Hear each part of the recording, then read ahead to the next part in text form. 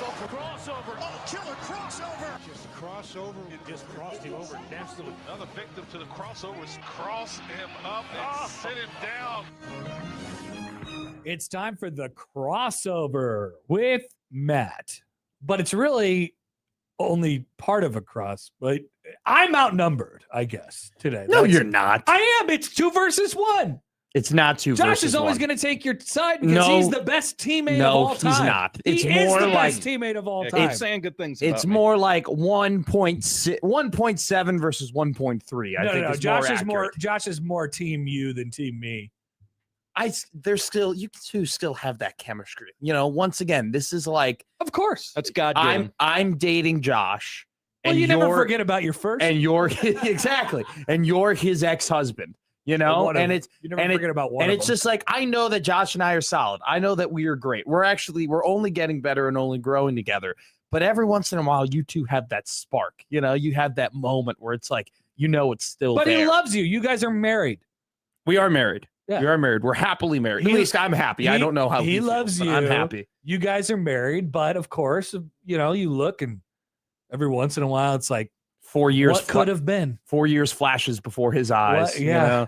He just what have we really seen that thing through? He remembers the moment that you guys thought of the Chunkies, and he just can't.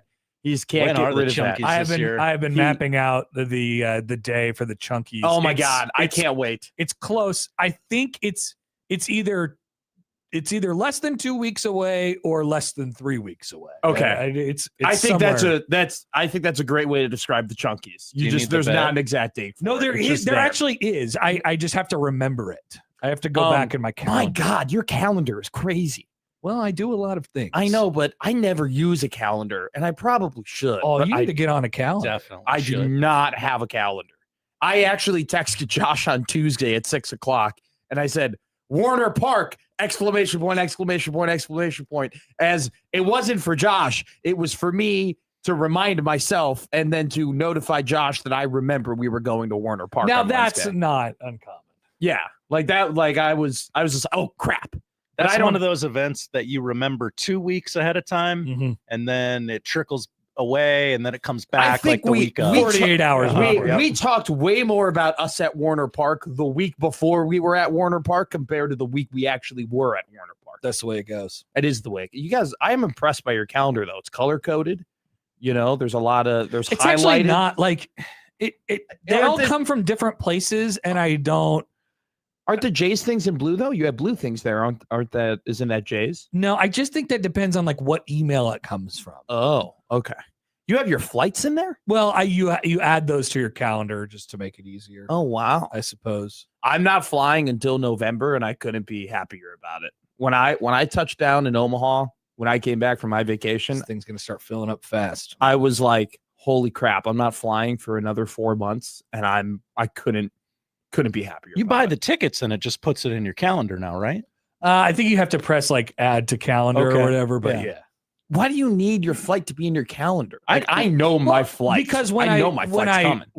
Of course you know about the flight, but it's about other stuff. Like something comes up. Hey, can you do this on this day? No, I'm gone. Here, I could see it because of my flight. See, I feel like I just remember that stuff. Well, that's why you need a calendar. Sometimes you don't. I do. There's one place I buy movie tickets from that puts it in my calendar. I don't mind that because then you can track it back and say, here's where I was on this day. It's like a continuity thing. Like, you know how Gus Fring had that notebook? No, I didn't watch Breaking Bad. TikToked it yet. So, well, I know about Gustavo Fring and his chicken business. They finally brought Gus in for questioning. Yes. And Mike did. No. Mike's with no. Oops. Okay, I'll shut up. You're thinking about Hank. Hank and his DA boys finally brought in Gus for questioning, and he was great. They kind of had him, like they kind of had the right idea, but he was like, "No, I was here on this date. I mean, I couldn't have killed that guy." And so then he got out his little book and he was like, "I was at Presbyterian Hospital. I had a fundraiser there." That's kind of funny. He didn't kill that guy, for the record. You should. He was connected to it, but he didn't kill that guy. I think that'd be a great bit for you if you carried around like a leather calendar. I'd just rather write it in my phone probably, because it's only like there's only like 30% of the time I have a pen on me. I think I have a pen on me about maybe 70 to 80% of the time. I am How probably. much percent of the time do you have a pen on you? I'm probably Like on your body, on your person. At work, like 85% of the time. At home, 0. Like, Okay, so what's that equal out to? I don't know, 50. You're at work probably more than you're at home, sadly. I think I am. That's what my wife says. I think 90% of the time I might be like 15 feet away from a pen. Like I'm always 15 feet away from a pen. No, it's different. Like I always have pins in my bag. So, yeah, I think that But counts right as now you. I'm penless. But do you? If I told you write something down, how quickly could you grab? I'm within reach of a pen. It's not mine though. Okay, so that's a little different. I think on my person directly 60%. I'm saying 30. I'm saying 60 for me. I wish it was more. But I'm weirdo. I write everything. I just don't like having stuff in my pockets. Yeah, that makes sense for you. Yeah, like I like to write down my stuff, so that's why it's so high for me. You know what? I don't like having stuff in my pockets either. That's why I lose everything though, because I sit down, Just take it out and I immediately like I sit down at a restaurant and I immediately take off my keys and my wallet because I just don't like things in my pockets. Soon enough, your drink wall, by the way, is going to be filled up. I know. You're only about 6 drinks away from having a full shelf. Today's an interesting combo You got of drinks. 3 drinks over there. Today Send is that to Liz Lord. Make sure she knows that the men are out here drinking drinks. Yeah. Who's Liz Lord? Rusty's wife. Oh, okay. Cool. Maybe I will. I didn't get that joke. You didn't get the. I didn't get the joke at all. Didn't get it. Just went right over. my She head. makes fun of she her talks own about, hydration on drinks. social media. Oh, does she? She often finds herself all of a sudden with 3 bevies. Yeah. to I'm the a side. 2 bevy man. I'm always on 2 bevies. Do you call them bevies? No, I'm just calling them bevies now because he called them bevies. I'm just following his lead. I do call Bevies, it. bevs. I do call it brekkie though. I always call it brekkie. Okay. Ever since Lightning McQueen called it brekkie in the opening of Cars. That's why Nick does it. What do you That's- call the person who drives around on a golf cart and delivers drinks on the golf course? A cart girl. Okay. Do some people call it cart lady? Some call it cart. I mean, I guess some of it depends on who it is. Yeah. Like cart girl or cart lady, I guess, is a different thing. And then there is bev cart. You could call it bev cart or bev cart girl. Yeah. You could. I would never. I just go, where's the cart girl? I'm always thinking about where the cart girl's at. It's all about I'm the girl more than the cart. No, for me, it's about the cart. I am not that guy. Believe it or not. Actually, I I don't know. I am don't know. not that guy. I do not care. It's the same. The cart girl. Are you more about the girl or the cart? Men and women out there who golf, the cart girl does not love you. Okay. She does not love you. She does not care. Oh, she looked at you a nice way or she laughed at your joke. She laughed at everybody's jokes and she looks at everybody that way so she can get tips. The cart girl doesn't love you. Yeah, Stop excellent wasting advice. time on the course. Get your Okay, drink, but get your hold on. snack, go to your ball. You have been undoubtedly, like everyone in America, suckered into a cart girl No, before. never, Yes, you have. ever, You're such a liar. never. You're the I have- biggest liar on I planet have. Earth. I That's a swear lie. to That's you. a lie. Well, no, I've looked at a cart girl and go, wow, she's gorgeous. And She's you've given her a beautiful. tip because of it. I tip nice regardless. You I do, like though. to tip. I'm a tipper. I'm a big tipper. Did you make small talk with her? No. Would you have made small talk with I'm a guy sure named Bob? I crack a joke. I'm sure I make things, I go ahead and I make sure that the ice is broken and we're all cool here so we can be as efficient and comfortable as possible. But I'm not on 3 being like, oh my God, I See, can't wait for the cart This girl is to come happening back. to you and you don't even know it. It's subconsciously happening You to are not gaslighting in me into thinking that I am the person that I hate. I'm not. I told you yesterday. What? There's nothing wrong with enjoying the cart girl. They're fine. Don't waste time though. There are some guys who waste time. That's There's some true. guys or girls who take too much time with the cart girl and then they back up the whole course. Just get your drink, go to your ball. Texter Cody writes in, what if the cart bar person was a male? Would Matt be very upset? No, I wouldn't. I'd be like, what's up, bro? I'll get a Miller Lite. You'd be a little bit disappointed. No, I wouldn't be. Maybe a little. I'm willing to say, yeah, I'd be Maybe a little. disappointed. Maybe a little. It ultimately doesn't matter. It's It- 2 yeah. minutes of my life. But Pedro writes in, hi guys, is Matt talking about a cart girl or a stripper? That's Same if I'm principles. being Yeah, real, same. it's the same principle. The cart girl does not love you. The stripper does not love the you. waitress at Hooters, not into you. But the ones at Tilted Kilt, when they ask you to see your Dear shoes, God. I mean, come Dear on. God. The waitress You asked to see your volunteered shoes. to see the shoes. No, she asked. She asked, "Can I see your shoes?" And I said, "Of course you can." Mike says I'm seeing more cart girl content on TikTok. That's that is- unsurprising. It is a big corner of the internet right now. That is for sure. And I guarantee you that they're killing it in terms of numbers. Oh, Because there are a bunch of men who are convinced that the cart girl loves them. I actually saw a cart girl TikTok that from a golf course that I played. Oh, And I was like, wait a minute. Were you the Leo meme? What's going on here? That's funny. And it was a real thing. I don't Maybe know. but TikTok, dude, they just absolutely dial that algorithm. What They is are listening. They hear everything. what is TikTok girl TikTok girl, cart girl TikTok? Like, is it just They just them- say, "Day of my life, I here's what I did when I was a cart girl." I put today." the ice in the cup. You know, I gave No, these it's guys like beers. a lot of times they talk about how much tips they made. Oh, I bet they. Yeah. Oh yeah. Pretty good. Yeah. I had a friend. Her name is Mia. And she's a cart girl. Mia's very pretty. And she not only was a cart girl, but she also worked at the 19th hole at a very nice Chicago golf course. Sick. And she would tell us how much she made in a day. Pretty and I good. would be like, this is incredible. We got, speaking of the TikTok algorithm hearing, I can't remember where this went. Did you get the tweet from I did. from Aaron? It was Aaron, right? Yeah, it was Aaron who tweeted it. You need to talk about this because this is a point in your category, right? I killed you. I mean, I absolutely it's not over. I dominated you. I'm not dead. I dominated you. Look, I will say that. Where is it? Where'd the tweet go? Is it gone? Oh, Aaron's tweet? Yeah, I don't see it anymore. I have it here because I get less mentions than you because people are obsessed with you on Twitter. Aaron added us on Twitter, and it was basically a test of neck strength between F1 drivers and normal people. And the F1 driver was taking 2 times as many, twice as much weight on his neck as a normal person, and he was killing the guy on the bottom who is not an F1 driver is struggling and is getting way less force put on his neck. Look like his head's about to fall off. So that's Bazinga. Do you know who Bazinga is? Absolutely not. He's like he was a famous FIFA YouTuber when FIFA got really popular. That's not a thing. When FIFA got super popular in the 2010s, there was a group called the Sidemen, who were a bunch of FIFA YouTubers who were very famous, and he was one of them.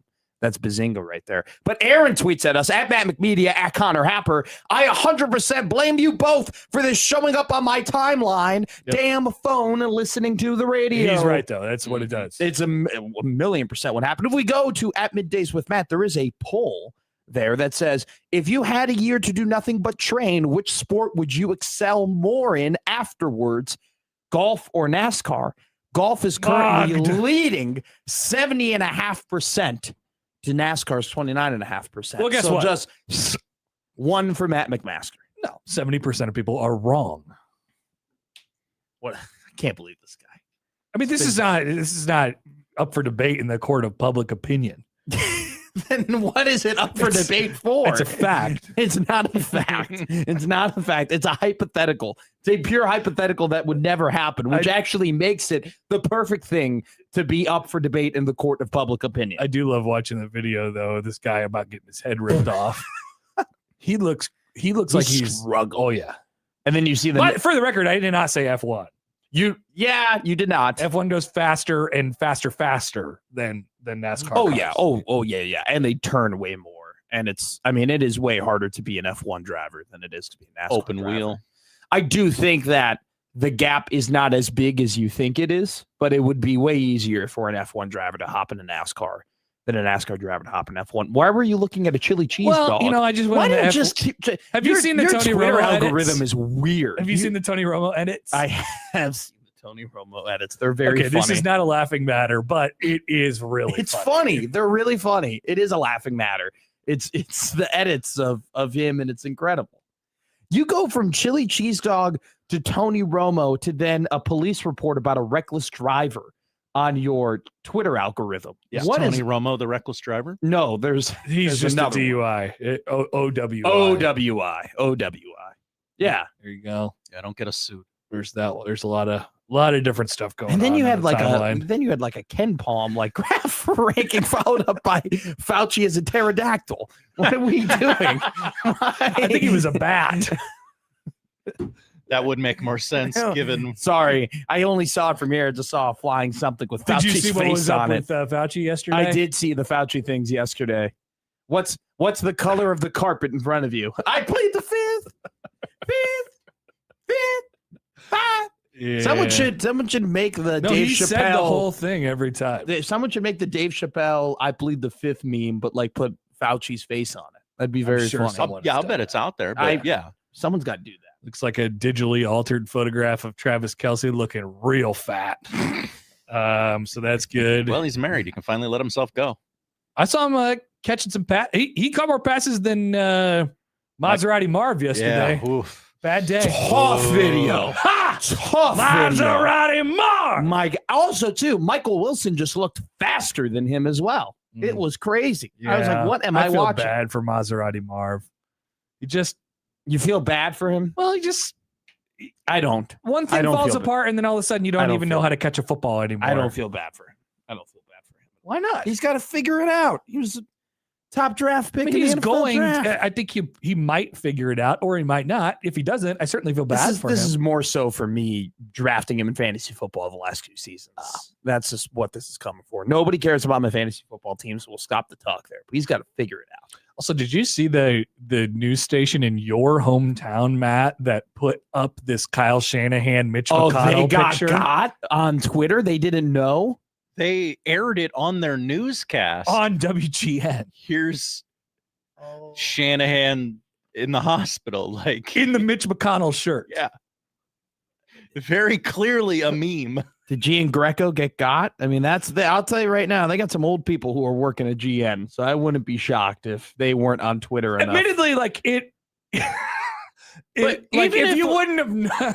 Even a news person who doesn't know sports would go, wait a minute. God, that looks a lot like Mitch McConnell's photo from the other guys, week. I'm telling you right now, though, GN's got a lot of olds who work there who I would not be shocked if it went over all GN. That's what I call it. Oh, okay. Like I mean, it's not us. Oh, I call it GN. You sounded like everyone calls it GN. You could have fooled me. I could say GN over there and people know it's WGN. I was like, oh, yeah. Would we call it WT here? Would we call it TV? TV. But like you would, I mean, yeah. I mean, I'm trying to think of what the equivalent, like what you call like KOLN, like in Lincoln. Yeah, you listen to LN. No, they just call it 1011. 1011. Yeah. See, that's the thing though. Ours is channel 7. Like everyone's got a channel 7. You know, can't just call it. Or I think everyone calls it KTV. WGN's channel 9. I think actually, that's the thing. So, but no one calls it channel 9. I mean, it's probably less and less these days. But back when everybody had cable, or whatever, it was on the antennas. Everyone would just call it like 6, 8, and 9. Who's I can't channel 9. I can't see who the reporter was here on the Kyle Shanahan WGM mess up. That's tough. That's so bad. I mean, it's not the reporter's fault. That is so bad. It's not Giancarlo's fault. Exactly. This was fun. I always enjoy. It's time to go make hype videos. Yeah, your voice. You're going to be a voiceover again. Do a little VO. But I'm in the video. Oh, you're in it. I was in it last year. Yeah, he was. Oh, I didn't know that you were in the video last. Well, I'm in the video. Let's go, dude. I don't know what's going to happen. Your but beard I'm excited. looks good. It's good that you got it all cleaned up. I shaved my head. Yeah, to make it extra shiny. I noticed it actually. The sides they're not as prickly as they typically are. Look at that. Shouldn't be any hair at all. It's incredible. And the polo, I'll just say this: like Nebraska man, your Creighton polos are just so good. Thank you. They're so clean. Creighton makes great gear. They have great colors. It's great colors, but even the cream, when you do the cream color, when Creighton does the cream colored stuff, with the cursive lettering, they got a good cursive lettering too for Creighton. Every time I go to Skeels, I'm so tempted to pick up some Blue Jay gear. I really am, man. They do. They do have some good stuff. They got some great stuff. All right, you're the man. Appreciate you. Bye. Fun show. Have a great Middays weekend with Matt is ahead of us. The man, the myth, the Matt Rhule himself speaks today at Big Ten Media Days in Chicago. We will broadcast it live here on the 1620 Zone Radio Network, and then we will have an instant reaction to Matt Rhule's words from Chicago here on Middays with Matt. Can't wait for it. All in that and more on the 1620 Zone Radio Network.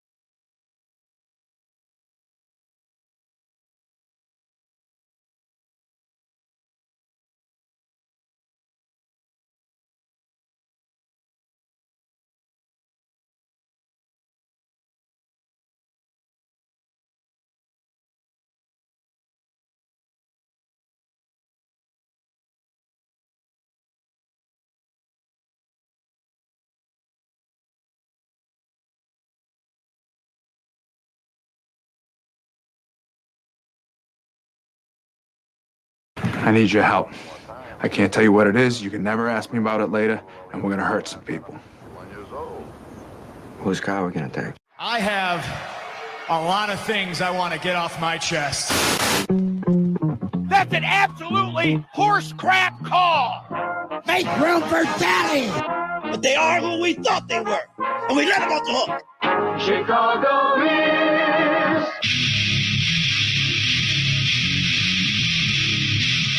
This is Middays with Matt on 1620 The Zone.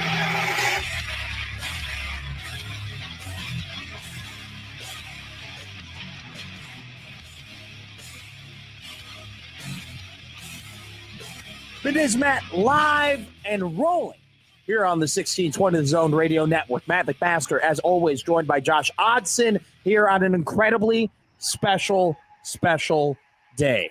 It has been since April 17th since Matt Rhule has spoken. That's unbelievable. To the media. We have had one of the quietest off seasons maybe in like Nebraska football history. I mean, that's what I haven't been here since 1995, right? I've been here for a lot less time than that, but it's by far the quietest offseason I've ever been a part of. And you read any of the articles from the people who have been here for a very long time, Brian Christopherson, Sean Callahan, Steve Sipple, Sam McEwen, Tom Chattel, to name a few. All of them have expressed the sentiment. This has been the quietest and most low-key off-season that they have seen Nebraska have. And so Matt Rhule speaks today, and it ends all of that. It's kind of this is to me the end of the quiet offseason. We are done. We are done with the,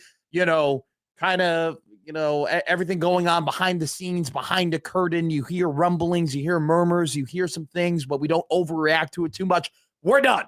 That's over. Matt Rhule speaks today, and then from that point on, he's going to speak a hell of a lot more throughout the rest of the season. Fall camp is going to start up, and we're all going to be revving up toward that Ohio game. It should be a great time, a great couple of weeks heading into football season. We are going to bring Matt Rhule's press conference at Big Ten Media Days in Chicago live here on The Zone. 11:30 is when Matt Rhule is scheduled to speak. We will play it here on the radio station where we will have an instant live reaction to what Matt Rhule said at Big Ten Media Day during his initial press conference. And then obviously he'll have his side session and other interviews that we'll go through. So we are going to get a ton of Matt Rhule content today, but the first of the batch is going to be at 11:30. We'll broadcast it live here on 1620 The Zone and then react to it right after. Before we get to Matt Rhule's press conference, we are actually going to be talking to somebody who is live right now in Chicago. Evan Bland of the Omaha World Herald. Boots on the ground? Will join us, yes, at around 10:55, 11 o'clock to talk about what he's anticipating, what he is going to ask. We are going to have the first Evan Bland building blocks to successful questions this today. Evan likes to put the hands, right? The building blocks, everything like that. I'm fired up for it. I'm fired up for Brian Christopherson to sit where he typically sits, front row, third seat to the left. People have to know these things. If Brian Christopherson ever made a solo podcast, that's probably what it will be called. We'll talk to BC tomorrow to get his reactions on Big Ten Media Days. But today we talk to Evan Bland at 11 o'clock. And we are going to talk to somebody from KETV. I don't know who it's going to be yet because they are all working incredibly hard to bring you great television coverage of Big Ten Media Days in Chicago, but we will talk to somebody of KETV today. Will we finally get the 1620 The Zone debut of Noah Sacco? Will he finally be on the show today? We'll find out. I have to text Noah. Not the white whale, but a white whale. We probably, top 10 white whales of Middays with Matt would probably be good for a Tuesday because there are plenty of guests that we would like to get at some point during this time on this show. We've gotten some great ones already, though. People forget we had a former WWE champion interviewed on the show. People do forget. Will that WWE champion be a reoccurring guest from time to time on this show? We will see. I've inquired. It's not no. It's definitely not a no. But we will have fun today. We'll talk about Matt Rhule at Big Ten Media Days, what he has to say. This is a big deal because it's just like one of those things where he hasn't talk a lot during this offseason. He hasn't been, the athletic department just straight up hasn't given us really the access to football like they have in the past. I wonder if one of the local scribes will ask something about, has it been a purposeful strategy to be this quiet, something like that? That's so funny you mentioned that. Maybe in the side session. But I'm not there at Big Ten Media Days. Obviously, I am here in the Big O, 1620 the Zo, 50th and Dodge is where we're at in our studios. I'm not there, but here's the question I would ask, kind of in lieu of what you mentioned. If I were there and I had to ask him one question, I would ask Matt Rhule, what did you learn from the quiet offseason? Like what did you take away from it? Right? Was it easier to do certain things? Was it harder to do some certain things? Did you actually feel like maybe the pressure of being the Nebraska head coach, the pressure that is on this season, do you feel like that actually got alleviated a little bit from your quiet offseason? Do you think, that the quiet offseason, do you think you stand to benefit from that in any sort of way, shape, or form? That's a much better way to ask were you quiet this offseason? I appreciate it. But because Matt here's the thing about Matt Rhule. I was talking to somebody about this yesterday. I loved going to those press conferences and I loved asking those questions. And I love seeing how Rhule would answer certain questions and attack certain questions and what his attitude towards certain questions were. Because when I watch a press conference, I'm not so much focused on the words as much as I am the attitude. Are you attacking the question or are you defensive right away? And I think it says things about coaches if they're attacking a question and they're going after it and they're answering it, they're clear, they're concise. It tells me, all right, they're confident. They feel good about where they're at. Where if you have coaches who immediately are on the back foot and they're immediately defensive and they're immediately, kind of offended by things, it tells me, all right, maybe you're a little bit more nervous about things or insecure about things. And, and I think you can tell a lot about somebody at a podium based on not necessarily what they're saying, but how they're saying it, right? And with Rhule loves talking about process and he loves talking about learning and he loves talking about development, right?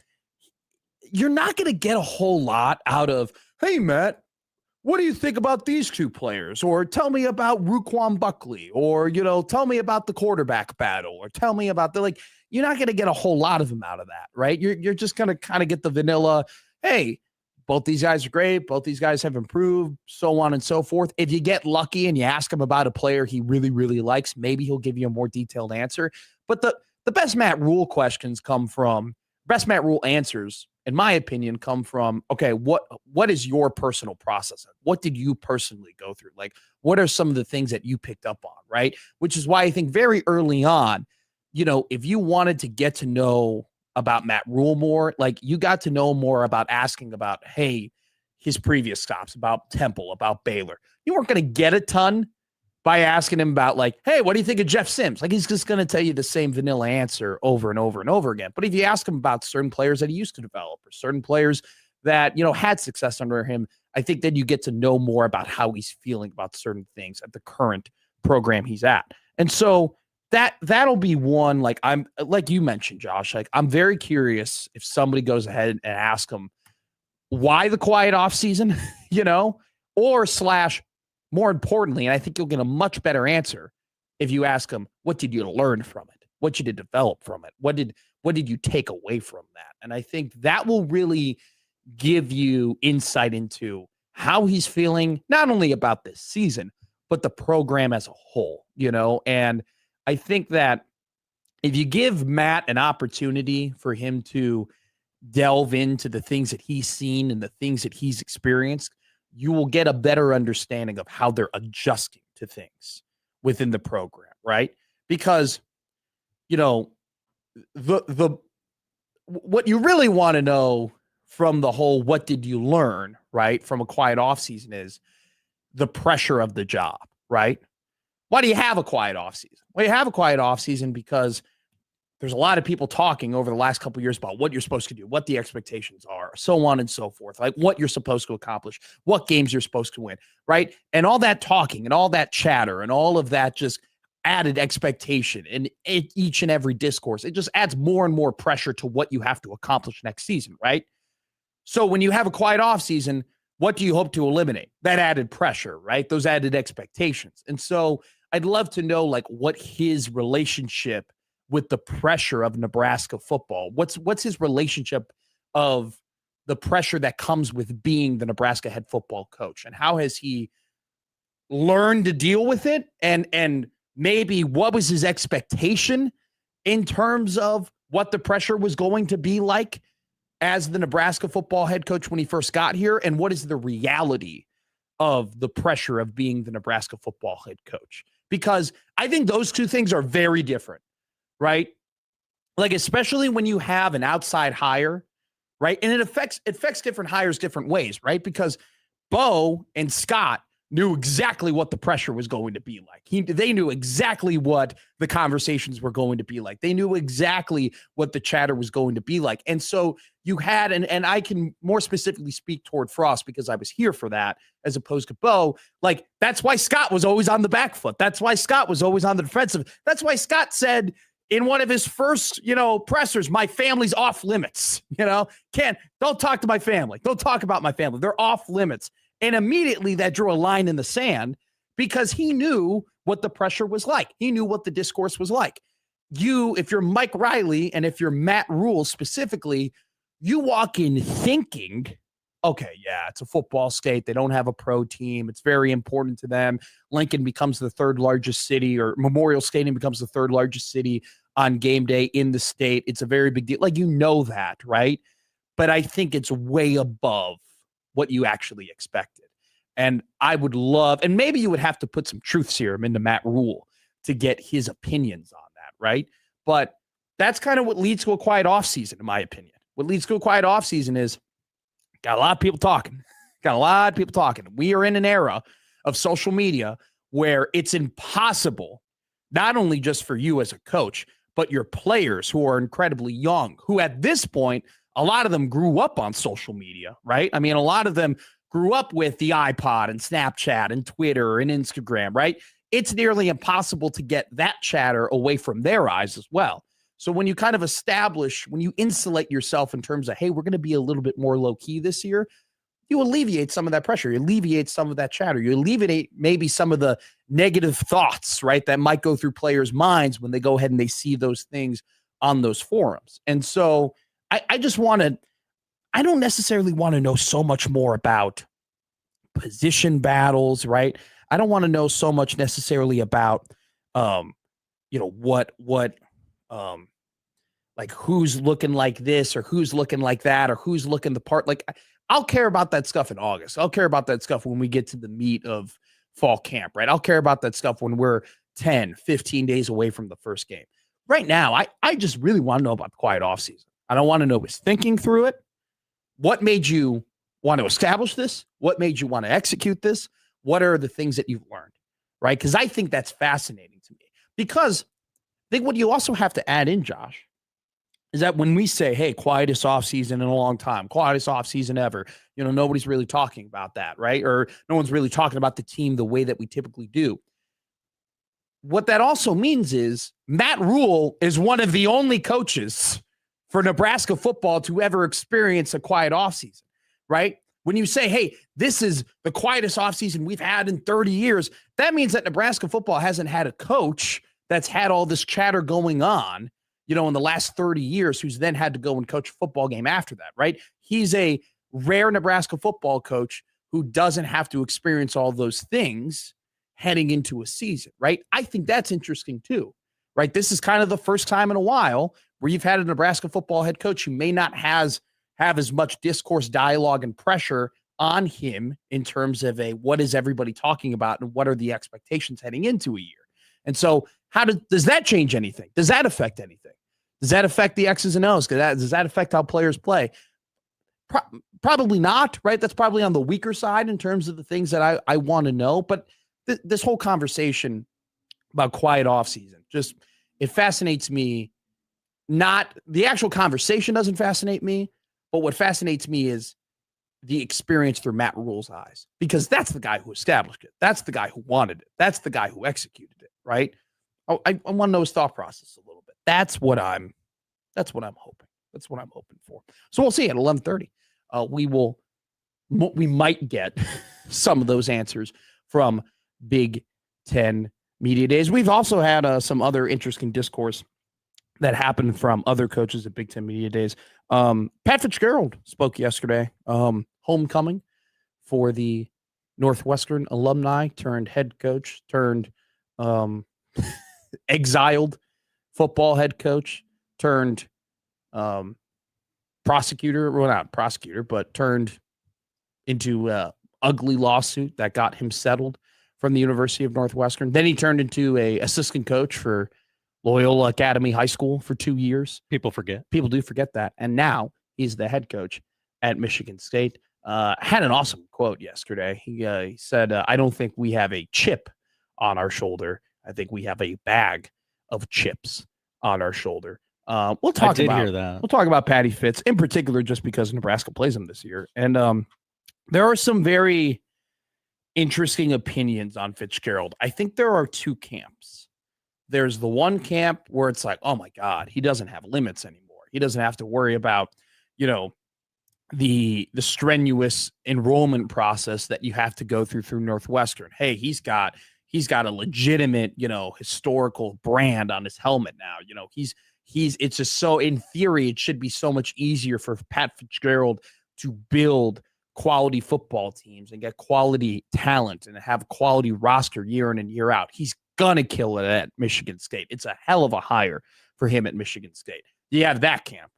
And then there's the other camp that's a little bit more skeptical. There's the other camp that goes, hey, you look at his last couple of seasons, 3-9, 1-11, then he got let go. This guy is 4-20 in his last games as a head coach. Are you sure that he's going to be successful? Are you sure that he is going to break through at Michigan State? Are you sure? Hey, here's another factor of this as well. College football is a lot different now than it was when Pat Fitzgerald stepped away. A lot's happened in the last 3 years. NIL, rev share, money. I mean, it's only exploded since he's stepped out. You might make the argument that Pat Fitzgerald was maybe absent for the worst years to be absent in regards to just how much the game has evolved and how much the game has changed, because coaches have learned so much over the last 3 years in terms of the changing landscape of college football, the changing landscape of college sports, how to recruit certain players, where to recruit certain players, so on and so forth. Like, it's one of those things where he missed that evolution period where he's kind of coming in late a little bit in terms of there are coaches that have years of these negotiations and NIL experience and all that type of stuff. He kind of is just thrown into it now as it continues to evolve and change as time goes on. That might be challenging for him. I'm definitely in the camp of this is going to work out for Michigan State. I'm in the camp of Fitz is going to win there. It's going to go really well. And Michigan State is going to be back to being in that, tier 2, maybe knocking on the door of tier 1 area of the Big Ten. I think it's going to be very successful, but not right away.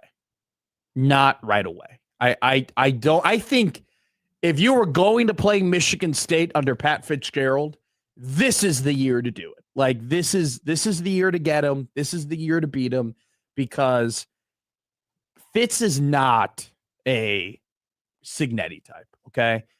Pat just doesn't come into places and completely, upend everything and they're successful right away. He's always been a process-orientated coach. He's always been a process-orientated developer of talent.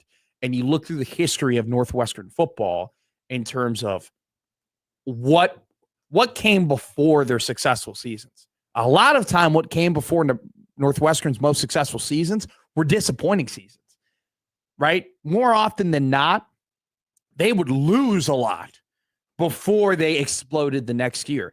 And there's a couple reasons for that. And we'll talk about some of those reasons, because I feel like I have a very interesting perspective on Pat Fitzgerald as the coach and what Michigan State is going to look like. And I think it's very relevant to the Huskers because Nebraska plays them this year. And, Nebraska's fighting Illinois, Washington, Iowa, right, to be in that kind of tier, that next tier of teams, right? Like, Nebraska isn't just going to jump from being in kind of like tier 4 of the Big Ten to tier 1 of the Big Ten. That's not going to happen overnight. You have to progress and you have to beat the teams in front of you. And Michigan State, I think, has the ability and potential under Pat Fitzgerald to be one of those teams that Nebraska is going to have to consistently compete against to be in kind of that tier 2, tier 3 talk throughout the Big Ten under Matt Rhule. And so, I talked about this with Mike Schaefer on his podcast.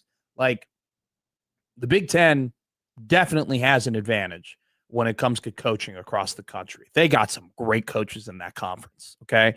And Pat Fitzgerald is just another one of those coaches. And, I thought Jonathan Smith was a good coach over in his last stop at Oregon State. The fit wasn't there. I mean, it was just one of those things where West Coast to Midwest, he just didn't connect with Michigan State. He didn't connect with the alumni. He didn't connect with the donors. He didn't connect with the fans. With the administration. It just wasn't a good marriage between the two. Fitz does. Like, Fitz fits that mold. He is a Midwest guy. He's a nose to the grindstone type of coach. He's a grinder. He's a developer. He's a connector. I mean, Chicago Irish can hang out with the best of them. I think that the people of East Lansing are going to love him, but he's also a no-nonsense type of coach. He's an intense guy. I mean, he is an intimidating presence as someone who's met him now a couple times. Like, you feel the aura, right? He's got, and he doesn't have like the cool Rick Pitino aura, but he's got like, I want to shake your hand aura. He's got the Midwest man aura. And I think that Michigan State is going to be very good under him. I just don't think it's going to be now. We'll talk more about that throughout the entirety of the show.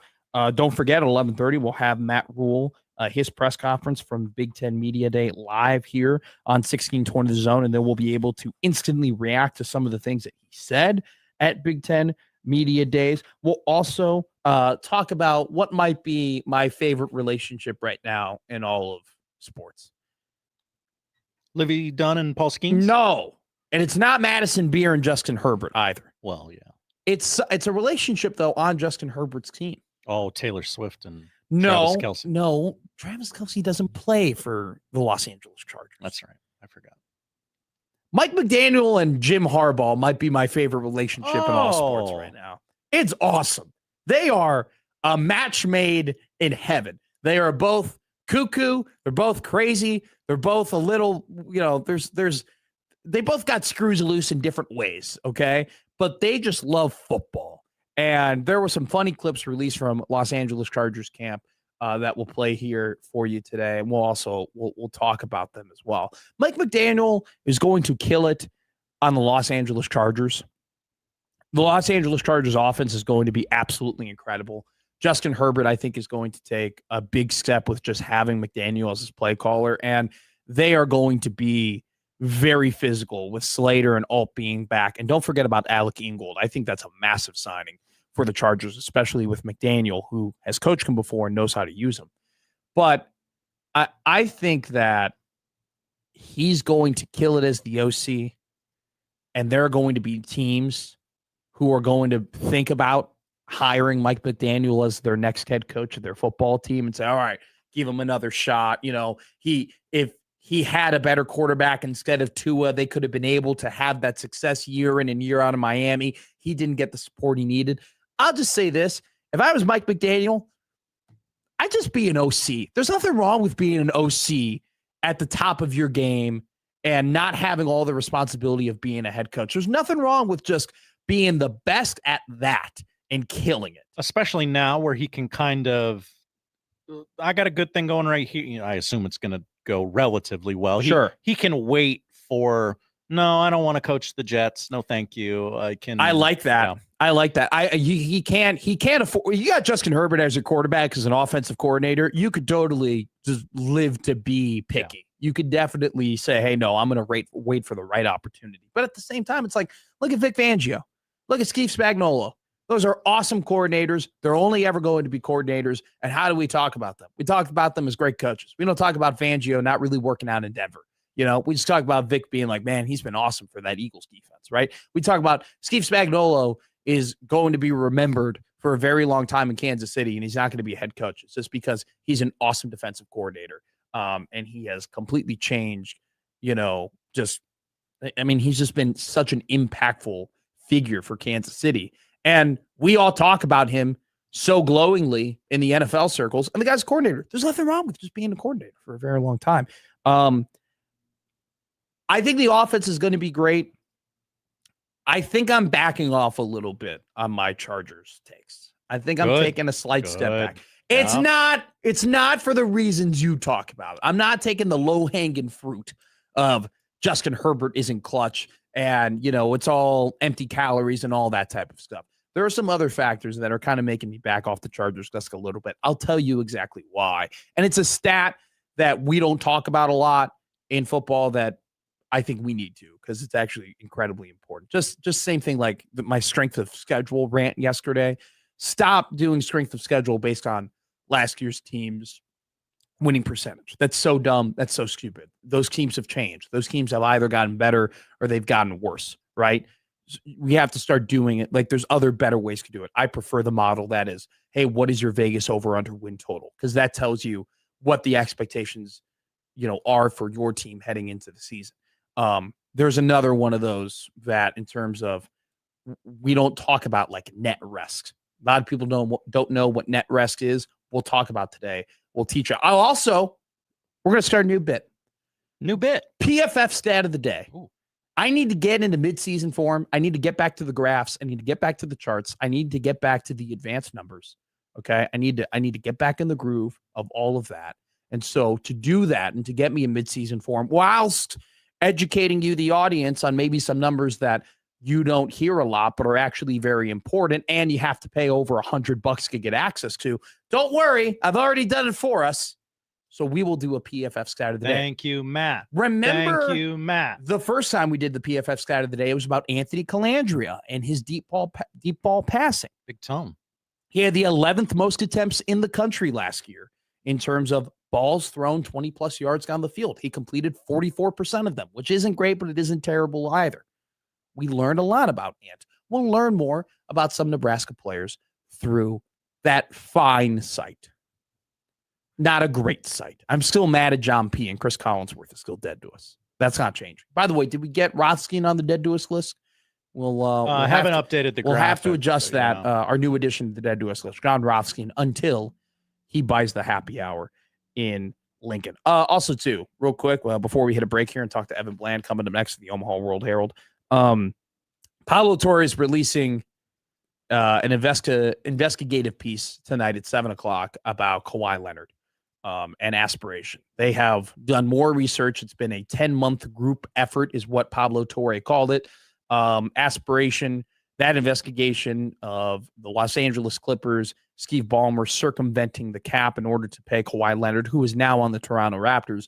That investigation from the NBA is still ongoing. I saw a report today that it might continue into 2027, which is quite fascinating. We'll see what the punishments might be. Torre, who famously broke the story, is going to have another one out tonight. If it's not good, I'm out on Pablo Torre. Whoa. This is Pablo's last chance, because the last couple PTFOs that I've watched, I haven't been very enamored by. A little clickbaity. It's been getting real clickbaity. But I think it's been getting real clickbaity because he's been spending so much time on aspiration and Kawhi Leonard that the other content hasn't been as quality, because he needs to continue to post, but he's been putting so much effort into this one. This one ain't good. We're done. Let's hit a break here. Evan Bland of the Omaha World Herald is going to join us before Matt Rhule goes live at Big Ten Media Days here on the 1620 Zone Radio Network.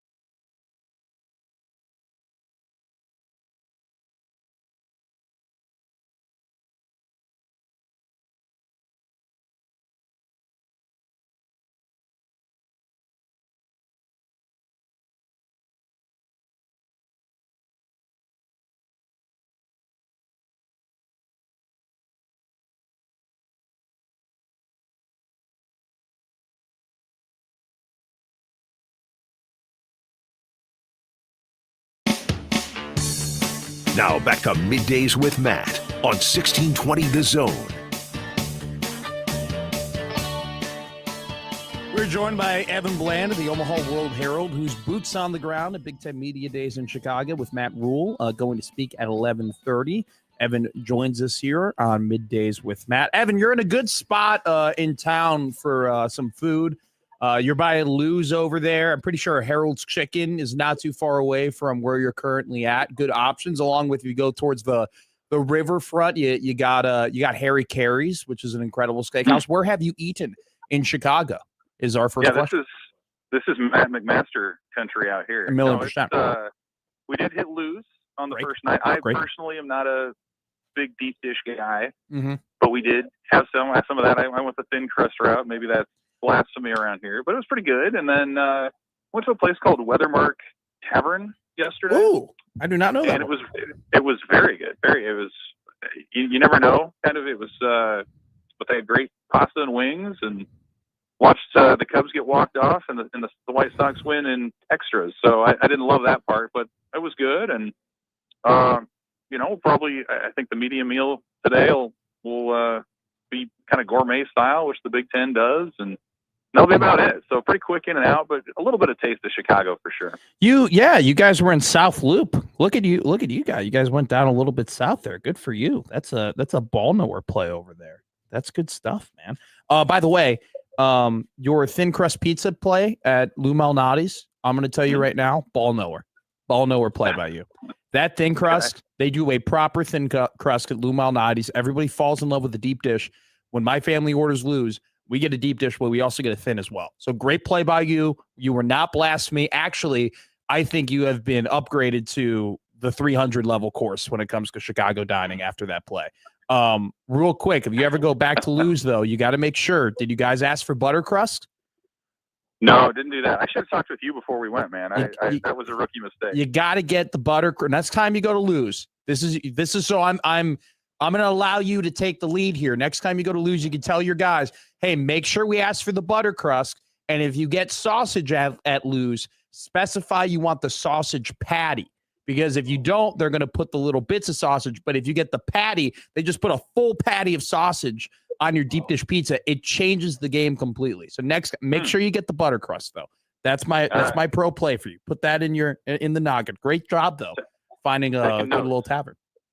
Taking notes. Taking notes on that. We'll be taking notes today when Matt Rhule goes ahead and is on the podium for the first time in like 3 months. It's been a very, very quiet offseason for Mr. Matt Rhule and the Nebraska Cornhuskers. Evan, what do you want to ask him the most? Like, what is the question that you're just, all right, I got to make sure I get this in to Coach Rhule before the day is done? What's that question for you? I don't know that there's like a big picture thing. Like, I feel like we have a pretty good sense of what they want to do this year and that they are happy staying under the radar. Like, I think today with Kurt Signetti and Kyle Whittingham talking for Indiana and Michigan, like, they're okay being like the third or fourth story here. I think they realize that they're going to have to go out and show it. And whatever they say today ultimately doesn't matter if the results aren't on the field in September, October, and November. So honestly, what I'm most curious about is a lot of the housekeeping stuff. Like, I want to know about Mekhi Nelson, of course, and if there's going to be any disciplinary action there, or if he's full go as part of the running back competition. I want to learn about Tyke Hayes and his path to Nebraska, a little bit more detail on why now and how that came together. I want to hear about Carter Nelson and his vision and the vision for him in the offense as a receiver. Is that kind of where he's just going to be now moving forward? Rex Guthrie's coming back, who sat out the spring. So guys like him or Gunnar Gatula, who could end up being a key part of the offensive line. Is he back and ready to roll?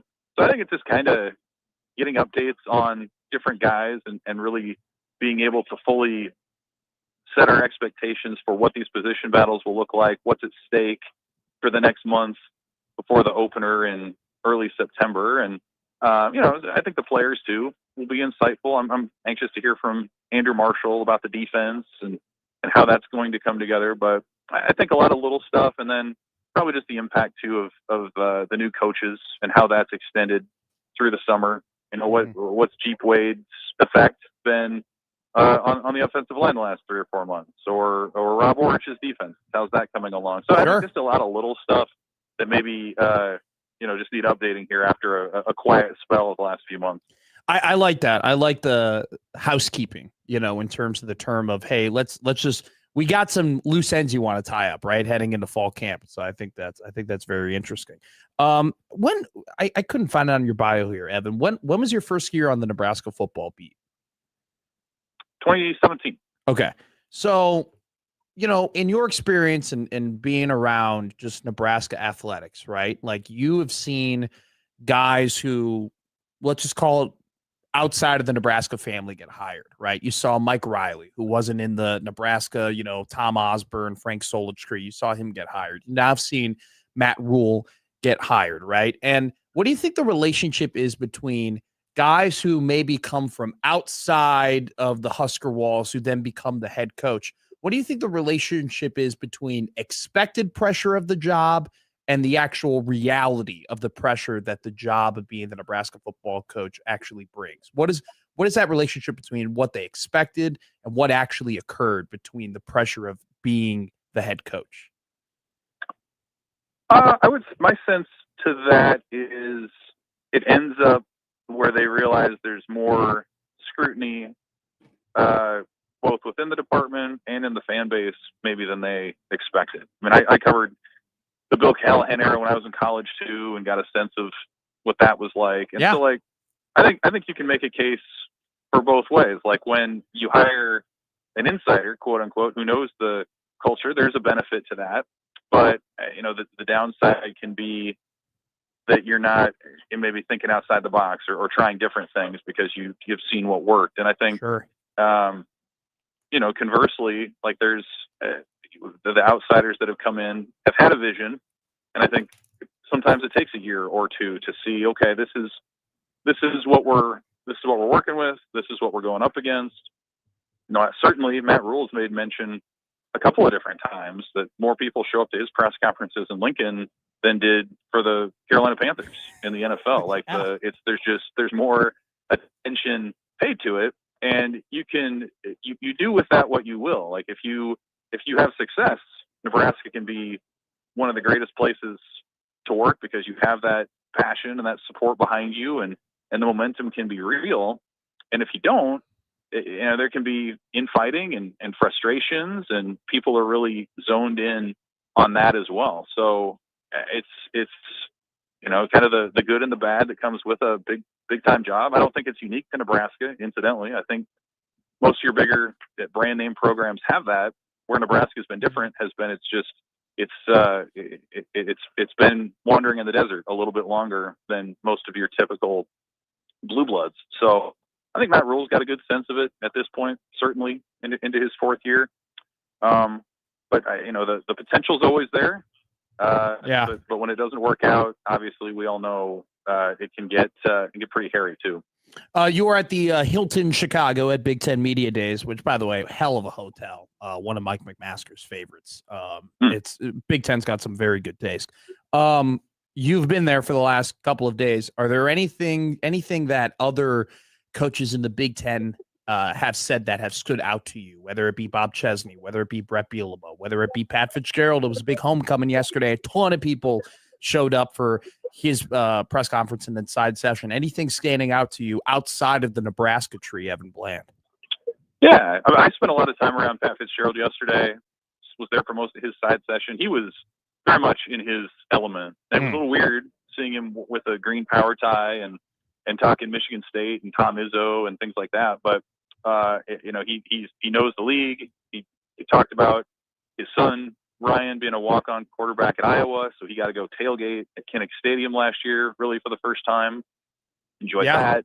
Hell of an athlete. Coach high school at or helped as a volunteer parent at Loyola Academy, and made some jokes about PJ Fleck going long on his opening statement, and just very, very relaxed. Like, I think that his impact at Michigan, like, he's a great fit for Michigan State, I think, in terms of culture, in terms of, like, a guy who knows what he wants his program to be about after Michigan State has cycled through a couple of coaches. You talk about coaches who aren't experienced with that area or that place. Like they've tried that, and so now they're going to a guy who's as Big Ten as they come. So I thought he was interesting. Bob Chesney was really impressive as a young guy at UCLA, contrasting with the guy that they had representing them as head coach the last couple of years. It was quite a bit different, just in terms of polish and putting out a message and things like that. I thought one issue that I thought has stood out has been a lot of coaches have been advocating for an increase in the Big Ten travel roster. So going from 74 up to maybe 80. Yeah. Because, and I think a lot of that's due to the 5-for-5 rule. And so you have access to your full roster and you don't have to worry about redshirting guys. And so I've heard that from 2 or 3 guys. I mean, Brett Bielema was pushing for it.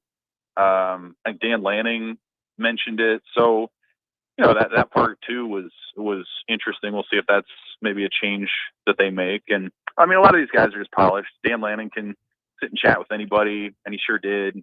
Ryan Day commanded a big presence. Yeah. And like Ohio State's problems are not most teams' problems when you talk about money and things like that. So no, it's fun. And today you got Kurt Signetti coming up in a little bit, and so we'll see what he has to say as the defending champ. But it's a league, I think, with as much personality in terms of its coaches as we've had in a while. I feel like there was a few years there where it got maybe a little bit stuffy or guys got a little, into themselves a little bit. But it really feels like, especially this year, guys have been excited to be here, putting their personalities on stage and having fun with it. You think Rhule's tone, do you expect it to be energetic? Do you expect it to be excited? Or do you kind of expect it to be maybe a little bit more toned back than we typically see from him? Or do we just not know because we haven't talked to the guy in like 4 months? I mean, we certainly don't know. I feel like he's going to come out and be himself. Yeah. Like, I don't know that he's going to be subdued or a showman, or like, I think he's just going to come out and talk and be honest about what he thinks the team's going to be. I think he's been around long enough to know that sometimes you have to be careful with what you say at these events because, and I wrote about this week, but I feel like there's something about media days in particular that when you say something inflammatory or that ends up not being true, people remember that here more than they do at a press conference in Lincoln. So calling the defensive line hell on wheels last year was a comment that he made, and people never forgot about that. And obviously a lot of stuff from the Frost era lingers, especially from these things. So I think he'll probably be somewhat, judicious, cautious about what he says when you talk about predictions and things like that. But he's as affable and personable as anybody else here, and he's leading off up front here at 11:30, and the Big Ten traditionally saves that spot for guys who have big personalities. It was Bielema and it was PJ Fleck yesterday. So somebody in the league office thinks that Matt Rhule is enthusiastic enough to be the guy leading us off here today too. Yeah. I mean, Rhule, typically a guy who wins the press conferences. I think some people would prefer him to win more on Saturdays, but it should be entertaining to see what he says today. First time in quite a while, at least for our expectations and reality of being on the Husker beat. First time in a little bit that he's going to be talking to everybody. Evan Bland, I will let you go, of the Omaha World Herald. There you go, at Chicago Big Ten Media Days. Thank you so much, my man. We will talk to you soon, my friend. Thanks, man. Yep. See ya. Evan Bland of the OWH. Let's hit a break here. We'll talk very quickly, and then we will have Matt Rhule's Big Ten Media Day press conference live here on 1620 Zone. We'll give you a live reaction to what he said after that. We're going to clear out the once we get to 11:30, we're not going to take a break until the top of the hour. So we're going to let Matt Rhule have as much time as he possibly can. We'll broadcast the entire thing here on the Zone, and then we'll talk about it afterwards. Very excited about that. Middays with Matt. Let's hit a break right here as we'll just kind of set up what Matt Rhule might talk about at Big Ten Media Days coming up next.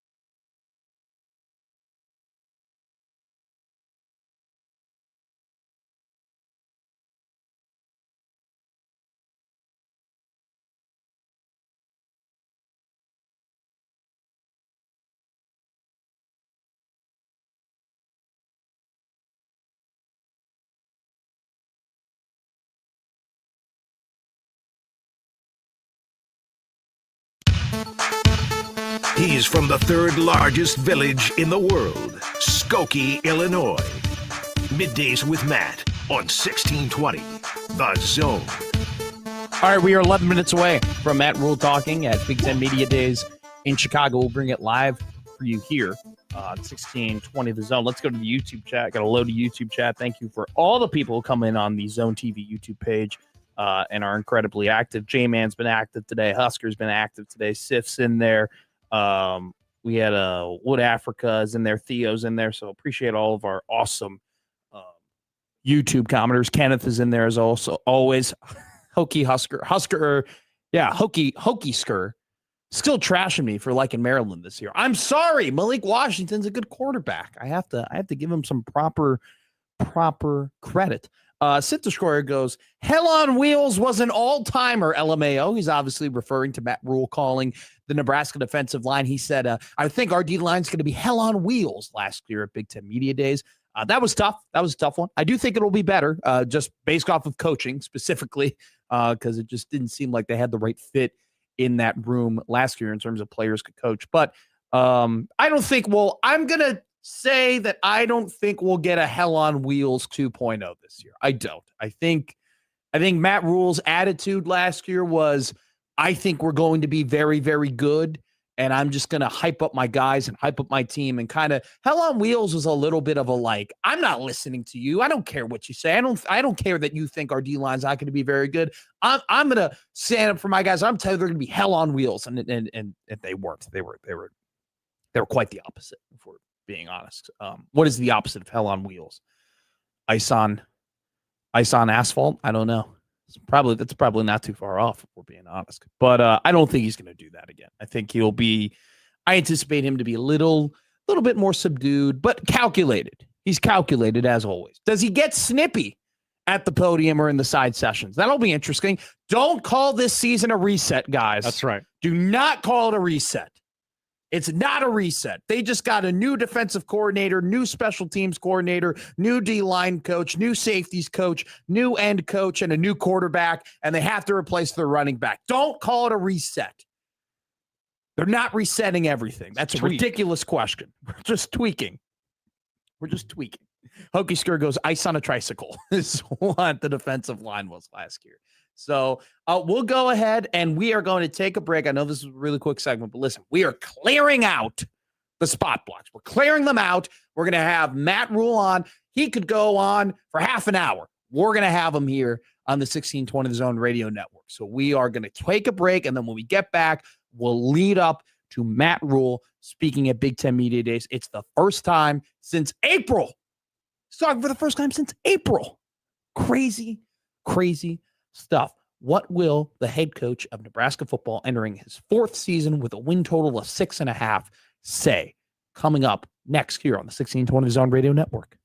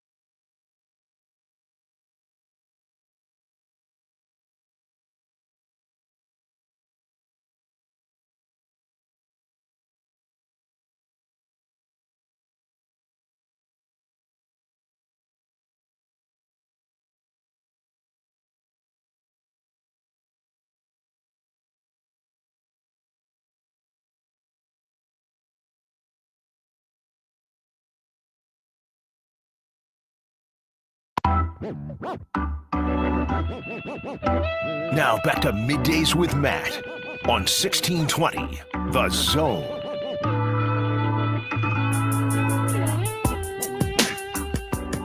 Alrighty. 2 minutes away from Matt Rhule talking at the It's happening. It's happening, everybody. talking in the well, I mean, look, I'm hyping it up for the radio reasons. I want people to listen. I don't think he's going to say anything super groundbreaking, or earth-shattering or completely change the landscape of college football by anything he's going to say. He'll probably just say, we're excited about this year. He will. I have a feeling he's going to say this is the best team he's had at Nebraska. That if I had to bet, I will say he will say that. And there will be some sort of reaction to that. But other than that, I think it's pretty vanilla. Hey, we're excited. New quarterback, Anthony Calandria. Excited to see what Dana does in his, second full season as our offensive coordinator, so on and so forth. It'll be pretty normal. Pretty normal. But, it's the first time this guy's spoken since April. It's been quite a while since Matt Rhule has taken the podium and said what he wants to say about his team. It's a change because it seemed like in year one and year two, all he wanted to do was talk. It seemed like he was doing media appearances. You're like, you didn't have to do that. You didn't have to do a press conference after that thing. You didn't have to talk to us. Like, thank you so much for the access to now, 3 years later. It's turned into he hasn't talked in months, and there was only one open practice for people to view and take B-roll for 20 minutes, So it's definitely changed in terms of how much we talk about or how much we're hyped up about this Nebraska football team after 3 years of Matt Rhule. So it'll be interesting for him to maybe speak on that. I would love for somebody to ask him, what did you think of the quiet offseason? What did you think of there not being a ton of chatter, and maybe why did you want it to be that way? Because he's the guy who kind of executed that. And there just wasn't a ton to really consume in terms of content that came out of spring ball. Hell, they did spring ball super early this year, went super under the radar. It kind of just came and went, and that was done. So we are currently seems like we're taking a break here on the Big Ten Network. I believe the pregame show is ending. The pregame show for the Big Ten Media Day is crazy. You need a pregame show for that? That's a lot. All right. So now it seems like we're transitioning to Matt Rhule eventually taking the podium at the Hilton in Chicago. Once again, one hell of a hotel. You can say what you want about Big Ten and Tony Petitti. They know how to pick some good venues. Okay. Just saying, the win last year, one hell of a venue to pick in Vegas. The Hilton in Chicago and Michigan Avenue on what will be an incredibly hectic day in Chicago as Lollapalooza is starting today. So people do forget about that. It's going to be quite crazy in Grant Park. If we were a Chicago radio show, we'd probably go on and look at the Lollapalooza lineup and make fun of all the acts that we have no idea whom they are. Would we be live from Lolla? No, God, no. You think sports broadcasters go to Lolla? I just think it'd be funny to be live from Lolla when everyone else is down the street at Big Ten Media Day. Can you imagine you did Radio Row, but at Lollapalooza? You were talking about Matt Rhule in front of a Charlie XCX concert. There's some guy hopped up on Molly as he walks by the table, and you're like, what do you think of the D-Law? Yeah, what do you think? I think they're going to be hell on wheels. I think they're going to be ice on a tricycle. There is a lot of Molly that gets used at Lollapalooza, though, by the way. That is not an inaccurate statement. More like Molly Palooza, am I right? Oh, got him. He'll be here all week long. Kenneth goes, what's Molly? Good on you. Good question. From a Notre Dame football fan from Kenneth, a good little Catholic man to know what's Molly. You mean Molly, who I get my coffee from? That Molly? Molly, who owns the flower shop that I buy my wife every single week? That Molly? Never heard of Molly before. Look at that hallway, by the way, in Hilton, Chicago. Look at that thing. They got some great little assemblies that you can go to. Great little conference centers in that Hilton, Chicago. Was your dad ever like that, where anytime you went to a hotel, your dad would walk into the conference centers and see what's going on? No. My dad was a corporate America man, so anytime we went to a hotel, if he went to a new hotel, he would just go to the conference centers. I want to see your business center. Seriously, he wanted to see like where they're where they hold the meetings and whatnot, and whether it was a good layout. Inkjet printer, that's a good one. My dad did elevate to the point where he was the one giving talks at those big conference centers, and so he could tell you. I would ask him about it. He's like, "There's some not good for sound. Some hotels, you can't really get the volume that you want to on the speakers that they use. You gotta have the conference center set up in a certain way. That's a ball knower. Well, I mean, once again, the man who worked in corporate America for 32 years, that's what he does. It's so embarrassing. We're like in San Diego. He's like, I want to check out the conference center. I want to see what they got going. Look at that wood paneling. That's really good for sound. We should have my dad come in here and try and set up the Zone studio. I would love that. Okay, here he comes. All right, Matt Rhule at the podium, live from Big Ten Media Days. We'll pass it on over to the head coach of Nebraska football, starting now.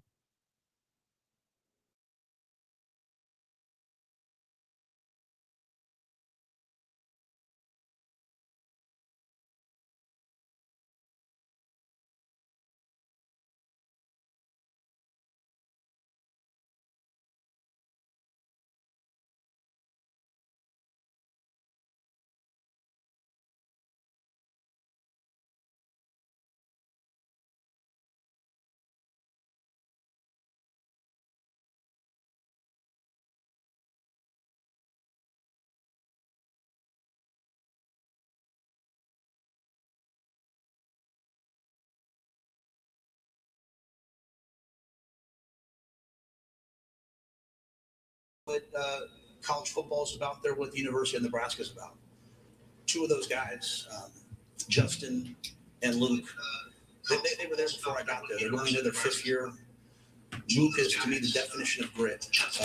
A walk-on who will be an All-American candidate this year, one of the best tight ends in the country. To win the Burlsworth Award.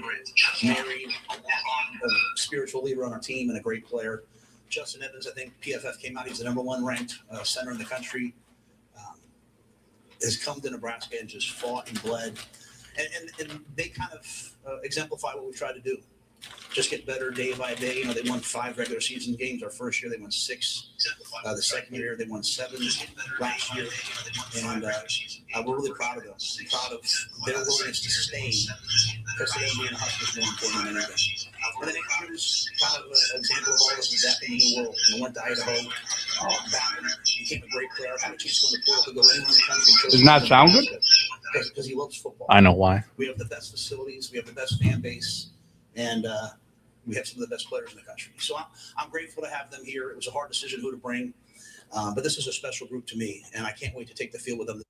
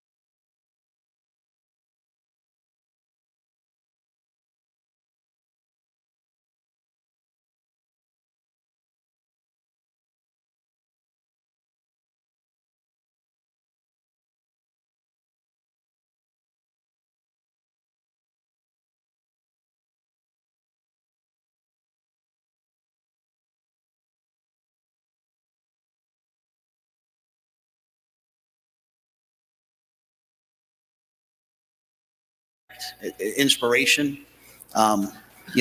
Before he went to the Sweet 16 last year, it wasn't the year he wanted, and it didn't end the way he wanted it to do. But Fred just kept coming to work, and his players kept working. And so for us, we have to be better in November. We've gotten off to good starts, but champions are made in those winning moments in the cold, on the road, late in the season.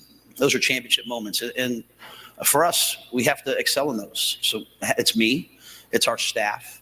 I love our coaches, and it's our players. And you have to have players that want to be in those moments, that want, they want the hat on their head when it matters. And I think we have those guys. And some people can snap their fingers and it happens overnight.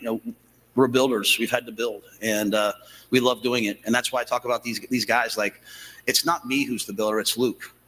It's Justin Evans. It's Cam Lenhart. It's all these guys on our team that have weathered the storm, stayed here throughout, and we understand the expectation. That's why we came to Nebraska. Coach, on your left side here, fourth row. Steve McGarvey, Associated Press. Just remember, the Tennessee series getting canceled. I don't think you're playing a Power 4 team out of conference the next couple of years. There's been talk about whether the Big Ten should require teams to schedule at least one Power 4 team out of conference. Just what's your opinion on that?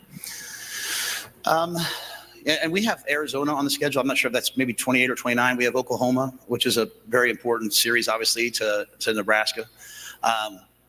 I think that's a question for Tony, and I think a lot of that. I mean, to me, Commissioner Petitti has led with vision, and anytime you lead with vision and you do things that are bold, everyone's going to take aim at it. But I think if we go into a 2014 playoff, then it makes total sense. To me, it's never been about what the requirement is. Is the requirement the same for everybody else? Like in the NFL, like one team doesn't play more games than the other. So like we're in conferences now, like, one maybe plays 9 conference games, one plays 8, one requires. I think we should all just make it the same. I think when things are transparent and when they're equal, the best way to settle these things is on the field. And so I look forward to the day that, all the conferences, we have great conferences. I don't think this is about this conference is better than that one. All these conferences are committed to playing football at the highest levels. And I think one of the narratives that's out there right now, it's really perpetuated by coaches, is that college football is broken. Like college football is as great as it's ever been. And maybe there's things that some of us don't like, but like I think viewership last year was like near an all-time high or an all-time high. Teams that have never been in the mix for national championships now are in this new model are in the mix. Like there's more access than ever. Like football is as great as it's ever been. And, we just have to make it better. And so I would be happy to play anybody just as long as the other teams that are competing for the same trophy are doing the same thing. Coach, on your right side, first row. Good morning, Coach. Erie Martin, University of Illinois, Big Ten Student U. You had Raiola leave in the portal, but you also land a quarterback out of the portal, and you also have Trey Taylor coming in next year. Did Raiola's entrance into the transfer portal catch you by surprise, and can you speak to your quarterback room now and his future? I think our quarterback room is I don't know how many teams in the country can say they have 3 guys in their quarterback room who started a FBS game last year. Danny Kalen was a kid that I got to Nebraska. I immediately offered. He came in, transferred to Virginia. I think he had played, one or 2 starts last year, played really well, comes back home. Like Danny's a true Husker and he wants to be at Nebraska. TJ Lateef is an unbelievable quarterback. Came in as a true freshman, went on the road, beat UCLA, went out to Iowa, pulled his hamstring, couldn't even run, and was out there just playing, giving everything he has. And I see him now. He's bigger. He's stronger. He's going to be a force. And then Anthony, we late in the process in recruiting, things happen in the portal. And you asked me a question about surprises. Nothing surprises me. I wake up every day and I say, what's going to happen today? And just embrace it. But, we lost a quarterback we thought we were going to get. We said, who's available? There were 3 great quarterbacks out there. We said, hey, let's bring them all in on the same day. Man, we got to move.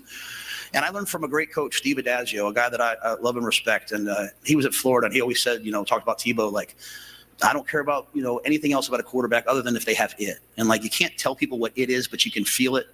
And I said, guys, we'll know within the first 5 minutes of meeting these guys who our quarterback is. And I remember Anthony got out of the car, watching him shake everybody's hands and the way he carried himself and the way he did things. And I was like, that's our guy. And he's a great yin to my yang. I'm old school, be tough, incrementalist, get better day by day, and he's got some swagger and some juice that is great to offset me. And I think I can't wait to watch him play. But I think any of those three guys can start at quarterback for us and can win for us. And so I'm really excited about that room. Coach, on your left side, third row. Coach Lynn Harrington with Stay Alive Par 5. How you doing today? Good. How are you? All right, good to see you again. So to follow up on what you talked about, finishing stronger down the stretch, being 2-10 in November games as Nebraska's head coach, what kind of changes have you made for your team to prepare for that Big Ten gauntlet down the stretch? Yeah, I think sometimes like we always think of like, hey, we got to, we have to change something. Like to me, like you win in November by being the better football team, and so, like 2 years ago, we beat Wisconsin for the first time in 12 years in November, like to be bowl eligible. And on that day, we were just the better football team. So to me, like, we look at everything, right? Like the sports science guys come in, the strength coaches come in, everyone now has Claude, so they all have 1,000 theories, and which is great. So it's like, we're looking at all this data, like how can we do things better? But at the end of the day, like the game still comes down to like who blocks, who tackles, and like I believe that players win games. And I think, I think we're third in the Big Ten in terms of experience. Last year we were one of the youngest teams in the Big Ten. Pat Stewart, our GM, Keith Williams, our director of personnel, they've done an amazing job of retaining our players. Our guys, they could have gone other places, but they wanted to stay. And we brought a bunch of guys in. And so, we'll win in November with our guys up front. We'll win with a great offensive line. We'll win with quarterbacks who make plays, receivers who go take that ball. Like we'll win with Ja'Cory Barney returning a punt for a touchdown. And so I don't think it's necessarily something different. It's just doing what we do better than we did it before. And I go back to Luke and Justin. They're great examples. Like they were out there as 19-year-old kids starting for me. Well, now they're 22-year-old men. And they have to go exert their will. And we will do everything we can to help them along the way. Questions for Coach Rhule? I was that good. Yeah, you're that good. Thank you, Coach. Appreciate it. Thank you, guys. Time. Be well. Thanks. All righty, that was head coach Matt Rhule of the Nebraska Cornhuskers at Big Ten Media Days. I believe that was only about 9 minutes, if I'm not mistaken. Maybe a little bit longer than that of him speaking. I'll say this. I guess we have enough time for just getting an instant reaction. He's good at that. He's good at that. He's good at talking at the podium. He's good at promoting his players. He's good at making you feel some things. I think that it was a great last question and a really good last answer about being 2-10 in November. That's kind of why I like Big Ten Media Days, where it's like, there are people who, know this is their only shot the entire year of, asking Matt Rhule questions. So they hold no punches. And, you're 2-10 in November. What are you going to do differently? And he didn't really answer the question. He was just kind of like, we're not doing anything differently. We just have to get better. We just have to block better. We have to tackle better. We have to just improve as a team. I think it was very apt of him to bring up, hey, we are the third, oldest team in the Big Ten now, or we're the third. We have the third most experience in the Big Ten this season, and that matters. I mean, it's been a trend now we've seen over the years in terms of older teams are winning teams. I mean, he brought it up, right? He got Justin Evans and Luke Lindenmeyer when they were young 19-year-olds, and they're now grown men, and you're going to win with grown men. You're going to win with playing better. I mean, there was a lot of what we're used to in terms of him believing in his guys and him saying, hey, we're going to win with a great offensive line, and we're going to win with executing. We're going to win with quarterbacks making plays. He kind of dodged the Dylan question, right? In terms of, were you surprised when Dylan went in the portal? And his answer was, nothing surprises me, which is a very good coach speak for.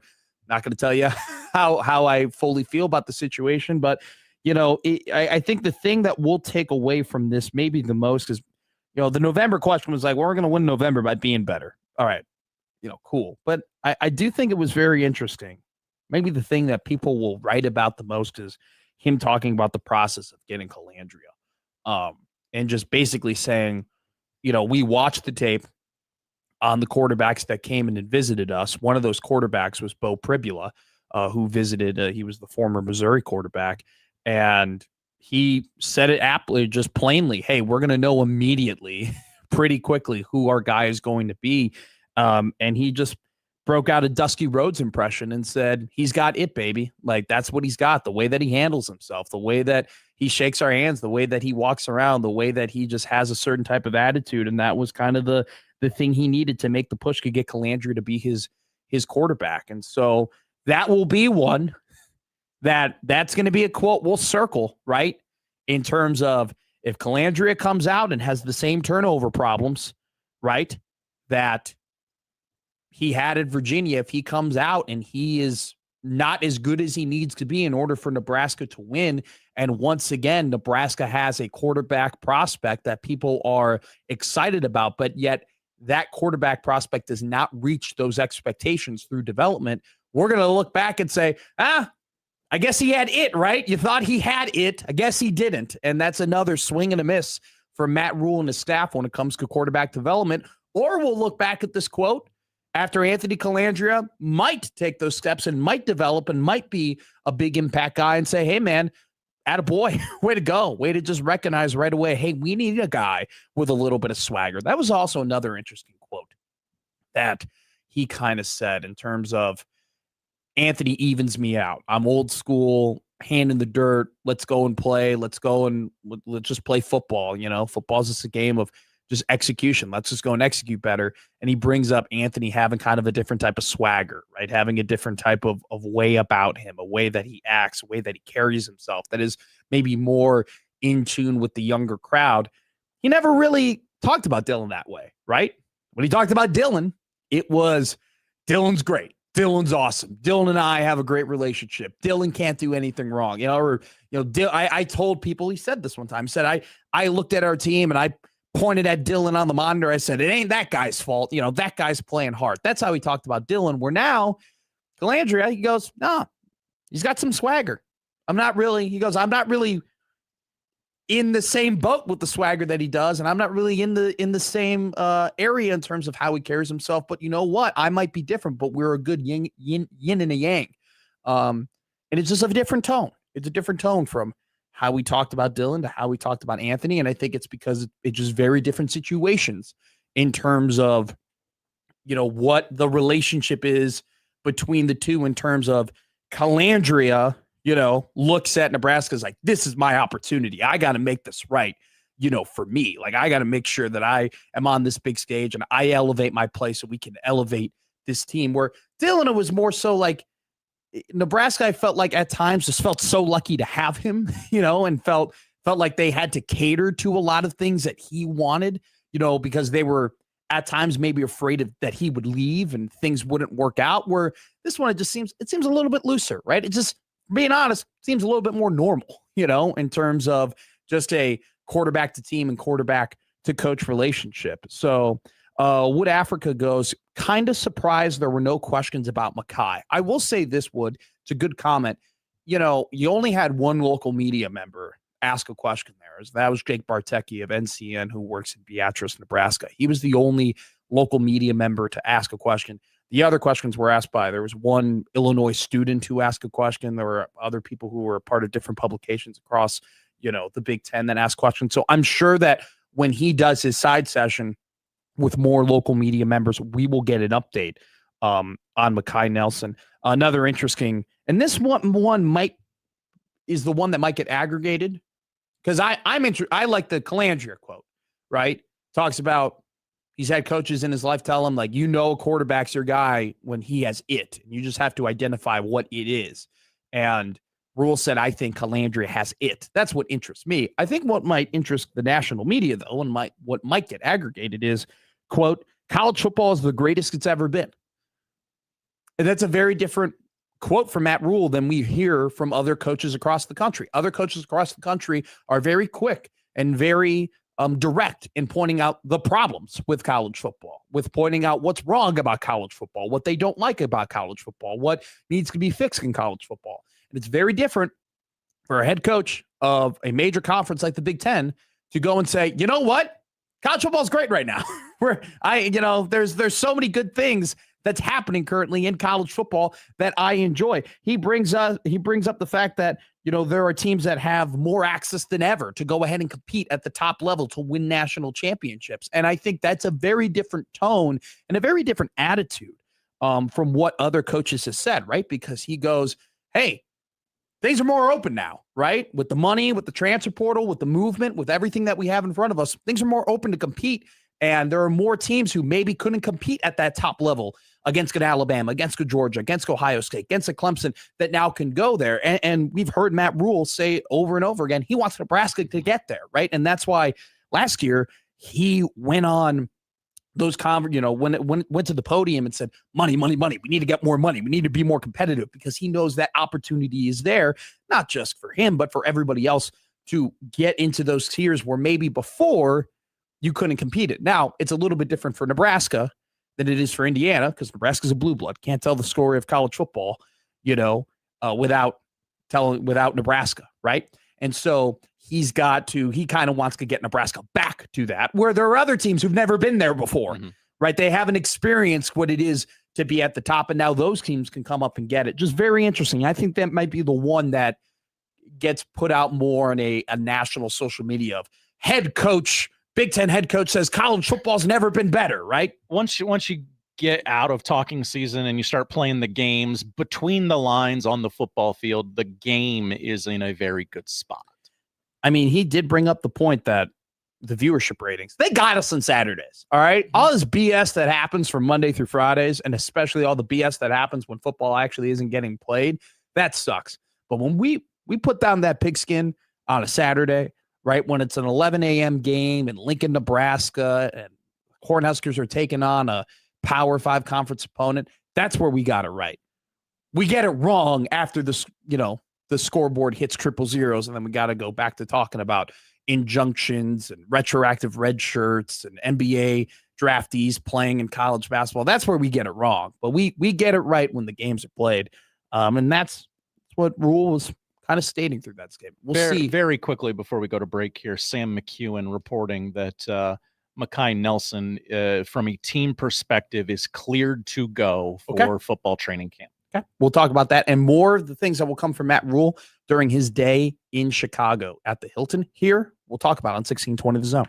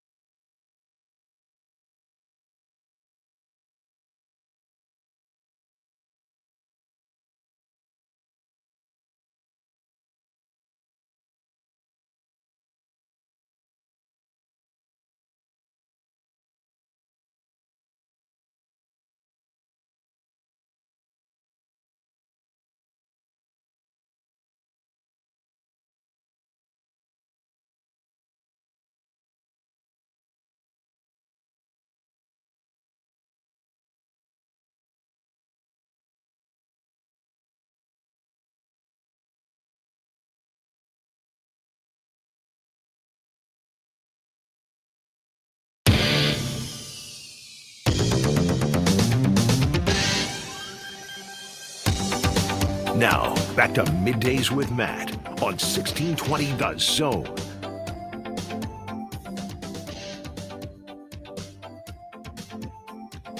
The emails and texts are rolling in. 402-951-1620. Prairie Flower Casino Zone hotline. Prairie Flower Casino, play longer, win more. You want to call and talk about Matt Rhule's conversation?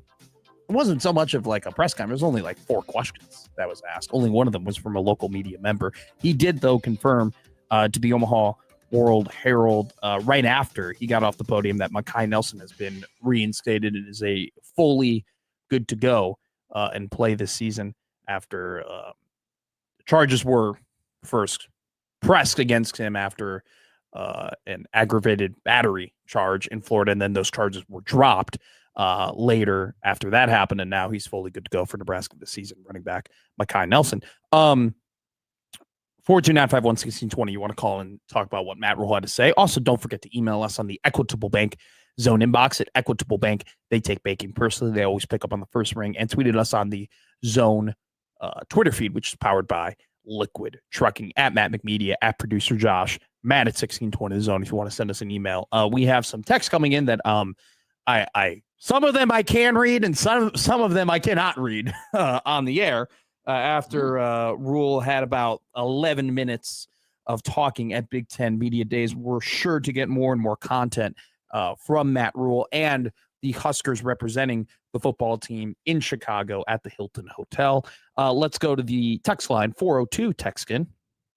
Hi, 402. He goes, I was talking about the answer about 2-10 in November, where I did kind of like that answer. It was a pretty good answer. Hey, man, like, nothing different. We just got to put the ball in the dirt. We got to get better. 402 says, what part about that was good? Same BS he has spewed over 4 years now. He needs to go be a big box church preacher. Well, he is the son of a preacher, man. He's good at being on the podium, guys. Come on. I know that there are some people who do not like him, and let's be real, he's 19-19 with a pretty horrendous Big Ten and November record during his time in Nebraska. I understand why people don't buy in to Matt Rhule. I totally get it, but you can't admit he's pretty good at saying some words on the podium. John goes, okay, I made it. Now we don't need to hear from him until around 3:00 on September 5th. I mean, that you'll probably hear from him before then, John. He definitely will. That is the crappy part about not having a power non-conference game. In terms of, you just really don't know anything. Like the season, yeah, sure, okay, the season starts in, August, and early September. But it's just not a ton you're really going to know. Truly know. We can speculate and we can look at some things and you can make some observations and you can feel a certain way, but you're not going to really know a ton about this team until, later in the month when they go ahead and they play Michigan State in their first conference game of the season. It was interesting to, he did get asked about the Tennessee game, and the reporter did say, I don't think you have any future power games, scheduled. And Rhule was correct in noting that they, in a couple of years, they have Arizona and they have Oklahoma that they're set to play. What will the reaction be if they don't end up playing those power conference games in those years? If they take those power conference games away, like they did the Tennessee game, there would really be an uproar. And I do get moments when thinking about this team and thinking about this season. Number one, there are moments where I think, man, it would have been pretty cool to play Tennessee this year. Like that would have been a fun game. Just a little something to look forward to. That would have been pretty cool. Would have been pretty cool to play in Neyland Stadium. Would have been an awesome road trip for people to take. That's actually a road trip that, even though that you have to drive a very, very long way, or you have to pay for a flight, people would not be complaining about that, because that is an awesome venue in the SEC. There are times I think about that. There are times I think about, how would we look at Nebraska football season if they still were playing Tennessee? I mean, there would be the assumption, people would assume they'd probably lose that game. So now you just take your win total down another mark, right? Would Nebraska's win total be 5.5 in Vegas if they were playing Tennessee? Probably. That'd be crazy to have a 5.5 game win total heading into year 4. We'll probably get Michael Severe text confirming whether or not that would have been the case. By the way, the 2028 schedule, Nebraska set to play Arizona at Memorial Stadium. Hey, you know what? If I'm being honest, 2028 schedule kind of light. in Big Ten play. Good path. Home for Northwestern, home for Penn State, home for UCLA, home for Wisconsin, at Iowa, at Michigan, at Minnesota, at Purdue, at USC. Could be you avoid Indiana, Oregon, and Ohio State in 2028. Is that the year Nebraska breaks through in 2028? Do we just have to hold out? That amazing 27 class will have matured. Yes, they'll have a whole year under their belt. Absolutely. See, you're playing the game. You're playing the game. 2029 and 2030. No Big Ten games have been announced, but Nebraska still set to play at Oklahoma in 2030 and then at Memorial Stadium in 2029. Obviously, next year, there is no power conference opponent Nebraska has scheduled. It's Northern Illinois, Miami, and Northern Iowa. Next year's schedule, you don't get Indiana, but you still get Oregon and Ohio State, by the way. Kind of like, too, Purdue, Rutgers, Minnesota, Northwestern, Wisconsin, Washington, Ohio State, Oregon. Not too bad. Not too bad for the 27th schedule. See, why am I doing mid-July takes right now after we have Big Ten Media Day? Yeah, we got actually real got things. content, and now I'm looking at the 28 and 29 schedule. Kenneth goes, just waiting on that Matt Rhule 6-year bump, year 6 bump. That's the real one. Oh, here it is from On 3. Give it to me. New. Nebraska's Matt Rhule on the state of college football. Quote, I think there's this narrative out there that college football is broken. College football is as great as it's ever been. Hat tip Tim Verghese, it says. I called it. Thank you. Thank you, everybody. They called me a madman, some people might say. From the 531. Hi, 531. Does Anthony Calandria have it? Or is Rhule full of blank again? Oh, I bet it rhymes. Doesn't It does rhyme. Okay. That's a good one. That's a really good one, 531. That's a very, very good one. That's going to be... if Anthony Calandria ends up not panning out, I shook his hand and I could just feel it is really going to be the thing that might end up, if Calandria is bad, that's going to be the hell on wheels moment. Matt Rhule, let me shake your hand. I want to shake your hand. That's what he said. That's what he said. He said he shook people's hands and he said he had it. Yeah. And that's how he picked the quarterback, amongst other things. It's easy to make jokes about it. From the 402. Hi, 402. Did Matt Rhule ever say Jeff Sims had it? He never said that Sims had it. He also did continue to say over and over and over again that Sims was an NFL product. That he at one press conference said that he had NFL guys calling him about Jeff Sims and that there was real NFL interest when it came to the former Georgia Tech quarterback. So that's what he was saying. He said it a lot, if I'm being honest. I went to all those press conferences in year one. I'm telling you right now. He said it an uncomfortable amount that Sims was an NFL quarterback just for him to play 2 games and then lose his starting job. Hey, Matt, this is Jerry over at the Bears facility. That Jeff guy that you just signed, is that Phil's boy? No? Okay. Well, yep, that's NFL interest. I had an NFL guy call me and say he was asked questions about him. There, he's interested. You have to go on the phone record to see like what NFL people were actually calling about Jeff Sims. Turns out it's just like the Carolina, Carolina Panther, manager or something like that, or like equipment manager calling Matt Rhule. What do you think about Jeff Sims? What do you think about it, Matt? Real quick before I send you all your Carolina stuff back in boxes.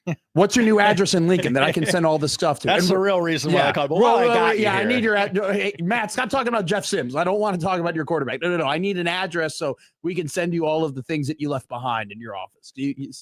Okay, cool. I get Jeff Sims is, you think he's going to be good? Okay. Matt Rhule goes, NFL people talk to me about him. Talking to all the different equipment managers about getting my stuff back. True, but Matt Rhule, this is from Brian in the chat. Thanks, Brian, for joining us today in Zone TV chat. He goes, Matt Rhule hands out greatness too easily. He is willing to tell you how great players are, regardless of whether or not that is likely to happen. He has done that multiple times, where he definitely hypes some guys up. And I think he's trying to, put confidence in them by saying, hey, if I'm saying it to the media, right? I mean, when you say things to the media, you do make a bet, right? I mean, that kind of is how it works. When you hype up a player, you are betting on that player to end up doing the things that you want them to do, right? Because if that player doesn't end up doing the things that the coach is saying they're going to do, we in the media are going to say, well, he said all these great things about him. He didn't do any of them. Clearly, he didn't evaluate him properly. How many Quentin Ives jokes have I made? Quite a few, just because we've talked about that guy a lot just for him to get virtually no playing time in games that matter. So I do think when he does that, there's a part of him that's trying to instill some confidence in the players that he knows needs to be good in order for them to win. Unfortunately, I think he's ended up with egg on his face a little bit more often than he would prefer. I told him you got this, baby. I told him you got this. Guys, I told him you were hell on wheels. So let's figure it out. Pedro goes. Hi, Pedro. Hi, guys. Matt, you wanted to do a pregame home show last year. Do you still feel the same way about this? 1620 the pregame? It's happening. I mean, I'm not on it. It's John Bishop who's going to do that. I don't remember saying I wanted to do it. I do remember saying I wanted to go to Northwestern versus Colorado in New Ryan Field. That was something that I wanted to watch. Are we still doing that? Well, they're not playing Colorado in the new Ryan Field. They're playing in Tiny Baby Stadium is being used until week 5. It'll be the Penn State game. That is when they reveal New Ryan Field. That's the first time that they'll play there. Brian goes, made a half a dozen stupid punt returns when he should have called for a fair catch. He's talking about Ja'Cory Barney. Brian said earlier in the chat, Ja'Cory Barney is great. Had 94 yards and 1 touchdown catch in garbage time versus Utah in the last five games of the season. Yeah, I think that it'll be he didn't talk about special teams. No one asked him about Mike Eckler. No one asked him about that situation, at least from a national media perspective. It'll be interesting if that is brought up again. I'm almost positive he did talk about special teams in April, especially when Brett Maher was brought in officially to be the new special teams coordinator. It'll be very interesting. Like there are multiple ex-Husker special team storylines this season, right? Obviously, you have the clear one with Mike Eckler being the University of Southern California special teams coach / linebackers coach. Lincoln Riley did talk about how Eckler is going to definitely help out more in the linebacker room for the USC Trojans. You have that storyline, and obviously, if USC takes this massive special teams jump and they're incredible, and Nebraska is on the decline when it comes to special teams, you're going to have that storyline, and we're going to make comments and talk about whether or not it was the right move for Nebraska to not go out and hire a special teams coordinator with previous Big Ten experience. I think we're past talking about why didn't they keep Eckler. I think everything out there kind of shows that was a time to move on type of situation. But they're the other one that's underrated that we're not talking about a ton is the kickoff return really did take a step back after Kenneth Williams got hurt. And they were not nearly as effective in that aspect of special teams. And it was very clear to me that Ja'Cory Barney is a very, very, very good punt returner. He's an awesome punt returner, but kick returner just he's not nearly as specialized in that. And so it'll be interesting. Do they try it with Ja'Cory again? I do get worried about Ja'Cory doing kickoff returns just because you're now adding a bunch of other hits that he's going to take.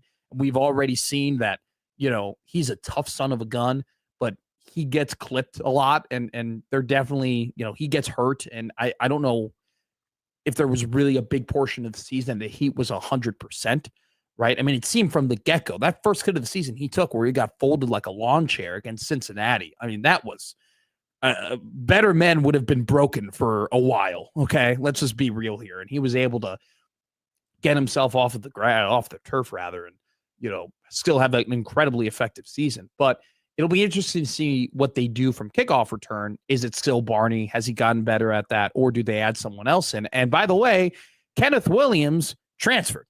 Okay. Kenneth Williams, left. And part of the reason was he wants to play running back. And they were very honest with him and said, I don't know, it's going to be pretty difficult for you to get to that point on our team. So he goes to Michigan State. He's going to be their kickoff returner.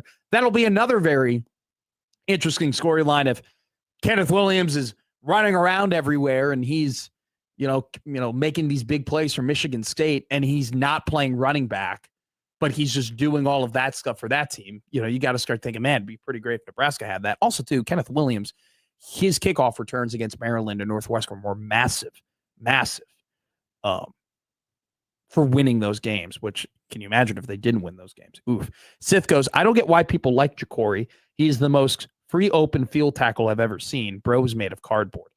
I mean, Jacory still is an incredibly effective wide receiver, and he's going to be, either their 1 or 2 wide receiver heading into this season. Might have an opportunity, might slip down to 3 if Quasi Gilmer, emerges as the prospect that people want him to.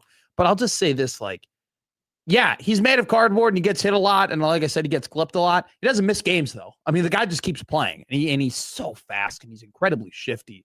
And some of the plays that he makes with his speed, you haven't seen speed like that.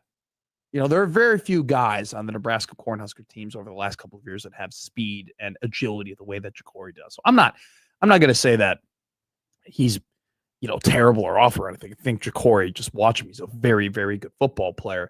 I do get annoyed with him though, Sith. I'll tell you that right now. I do get annoyed with the fact that it feels like, a gust of wind knocks him down sometimes. And there were multiple plays last year where you're like, man, if you just stayed on your feet, you would have had 20, 30, 40 yards.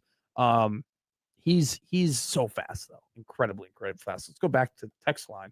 All right, let's read this as a longer text message from Zeke. a longer text. Zeke. Hello, Zeke. All right. So Zeke says, howdy, boys. Howdy. Zeke here. Great intro, by the way. Yeah. I really wish Matt Rhule would just say what needs to be said.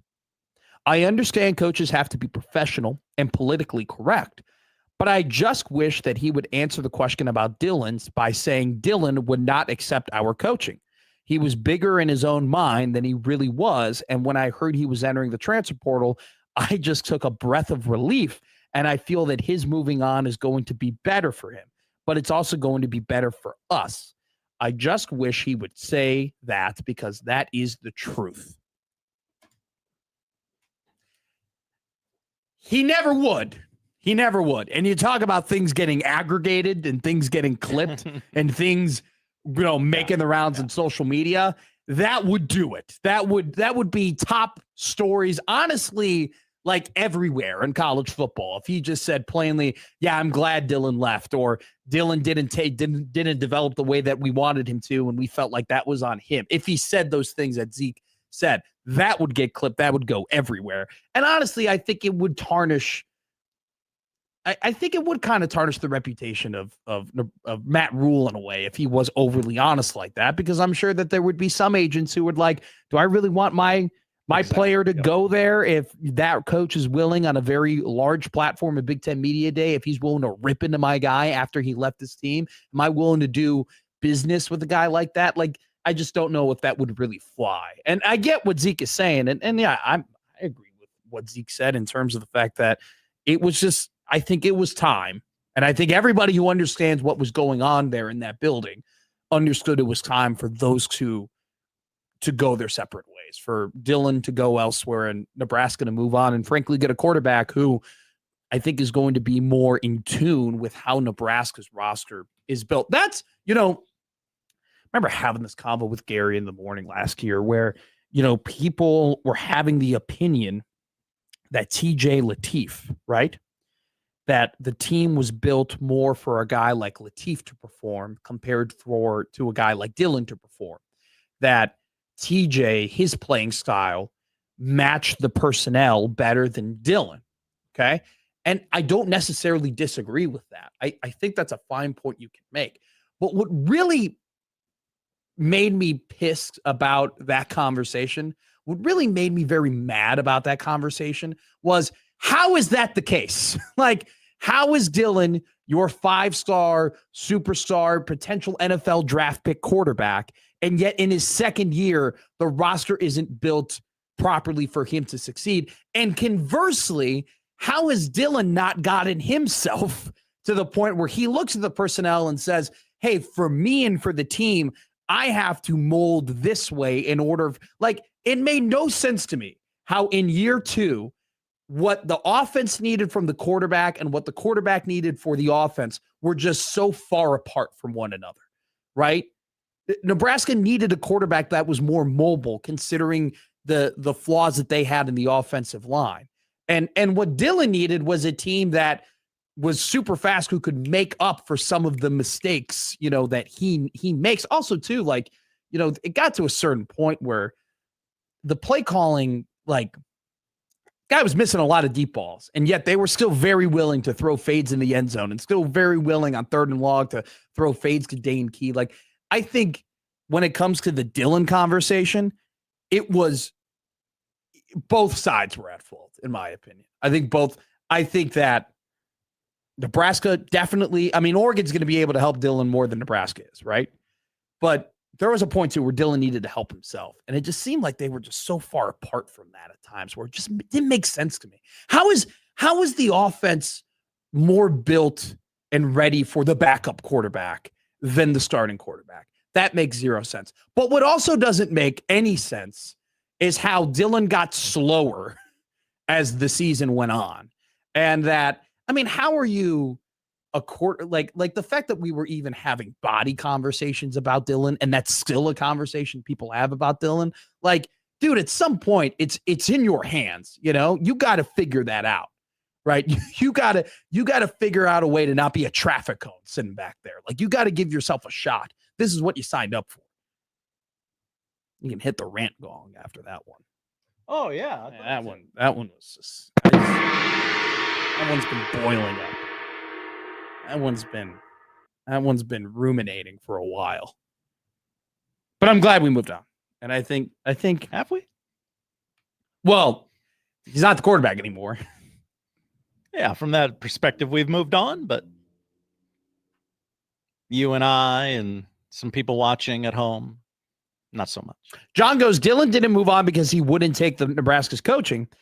He left because he wants a chance to play in the NFL. And there was absolutely no path to that if he stayed in Nebraska. I disagree completely disagree that there is no path for Dillon to play well enough at Nebraska to be an NFL prospect. Right. He could have gotten better. He could have progressed. Well, yeah. Are there better situations for Dillon to do that? Absolutely. And Oregon's one of them. Is it impossible for him to accomplish that at Nebraska? Get the hell out of here. Absolutely not. Absolutely not. Theo goes, hard to move on when QB doesn't say goodbye to fans. And that's where we'll end this segment. As soon as we talk about Dillon not saying farewell to people is exactly when I say, all right, time to hit the eject button there. All right, we'll see if there are more updates on some things that Matt Rhule has said. I don't know when his side session begins and when he starts talking more so to local reporters, but we will stay in tune with that. Let's take a break here. Middays with Matt on 1620 The Zone.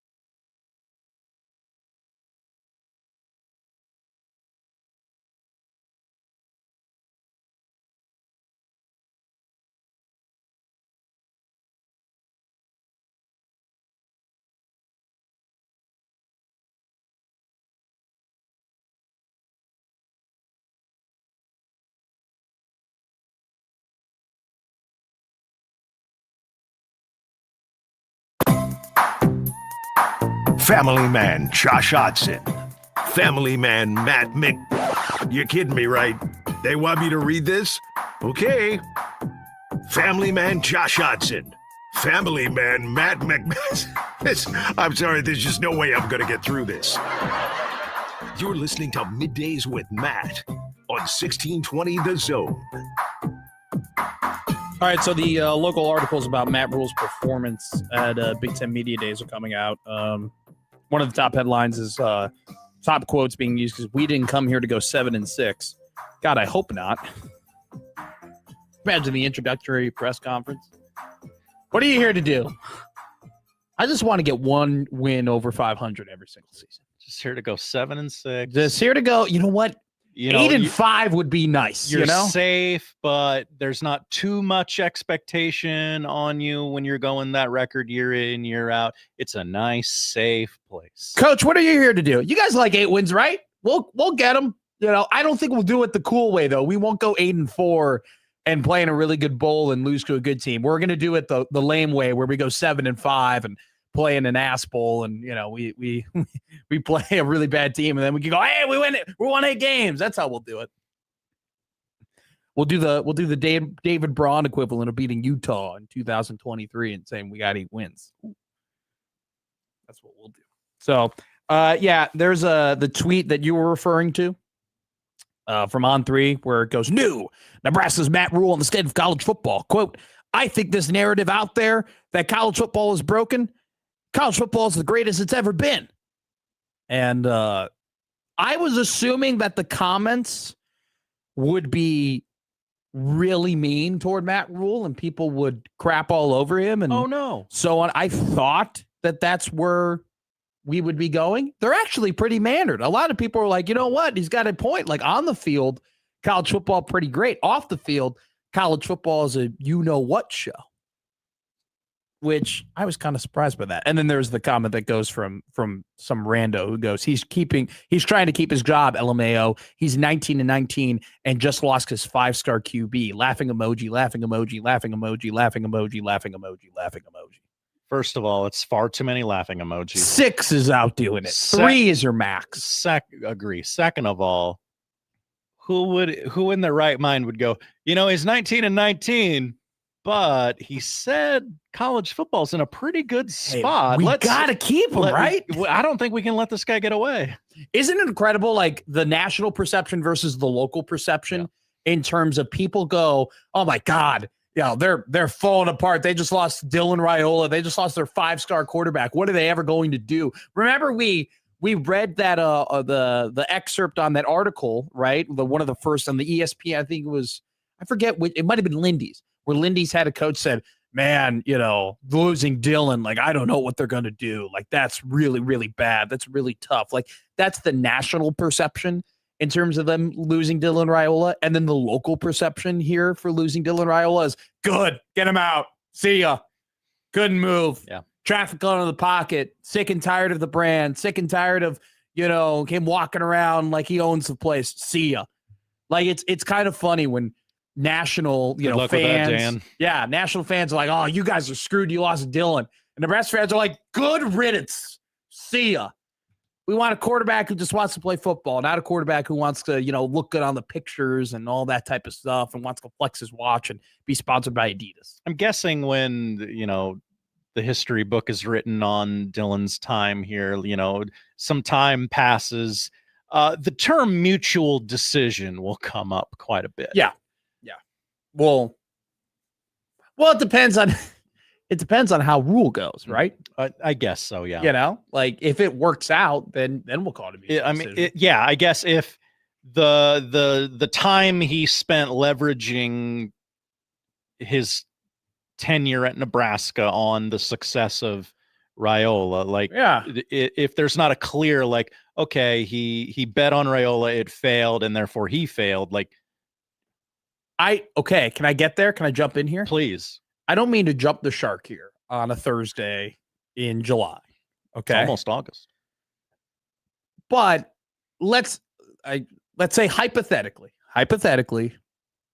it doesn't work out between Matt Rhule and Nebraska. Oh no. Matt Rhule ends up not being the head coach of Nebraska, he gets fired, whatever it might be, there will be a subsection of people who will just straight up blame the Dylan Raiola experience for all of it. They will say that 2 years, those 2 seasons, completely derailed what they were trying to accomplish at Nebraska, and that they had an idea of what they wanted to do before Dylan got there. Then it changed when Dylan got there, and they weren't able to execute that vision with Dylan. And that the not so hot take, right? Because some people will call it a hot take, and then maybe more and more people have it, so it doesn't become hot anymore. That will be his Akron game. It'll be the what if Dylan didn't commit, or what if he said no to Dylan, or what if he picked Kyle McCord instead of Dylan. That will be the hot take. Oh, they would have been better off if they didn't get the 5-star from Nebraska or from Georgia. That will be the narrative for some people. Sure. You know, I think I would take, I personally think if this doesn't work out for Matt Rhule, it's more than just, hey, it didn't work out with Dylan. I think there's more to it than that, but that will be a very popular opinion, which is crazy to think about, because it's like when Raiola committed, it was like a where were you moment in Nebraska athletics. Whoa. Yeah. It was like, I remember it was December. I think it was like December 12th, maybe something like that. Whoa. You remember the day. I was working out. I didn't have my phone on me. I come back to the kitchen. I grab my phone. I have about 80 text messages. Group chats are going off. Twitter things. I have missed calls. You haven't worked out since because of this. Okay. That was foul. That was foul. You know what? Technical foul. Josh Hodgson. Ridiculous. That's your first. You get 15 more. You're suspended for a show. If I give you 16 technical fouls, we're going to have Jake Janicek come in here and run a show. 5-star quarterback Dylan Raiola officially flipped his commitment and signed with the Nebraska Cornhuskers on December 18th, 2023. I'm 6 days off. Yeah. But I was like, I had missed calls from people when he committed. There were people who felt like they needed to call me, from a generation who famously doesn't call people. Okay. That's fair point by you. That's how big of a deal it was when he committed. And now just a couple years later, we are in the atmosphere of like, maybe they would have been better off if he didn't do that, you know? Great. Yeah. I see that happening.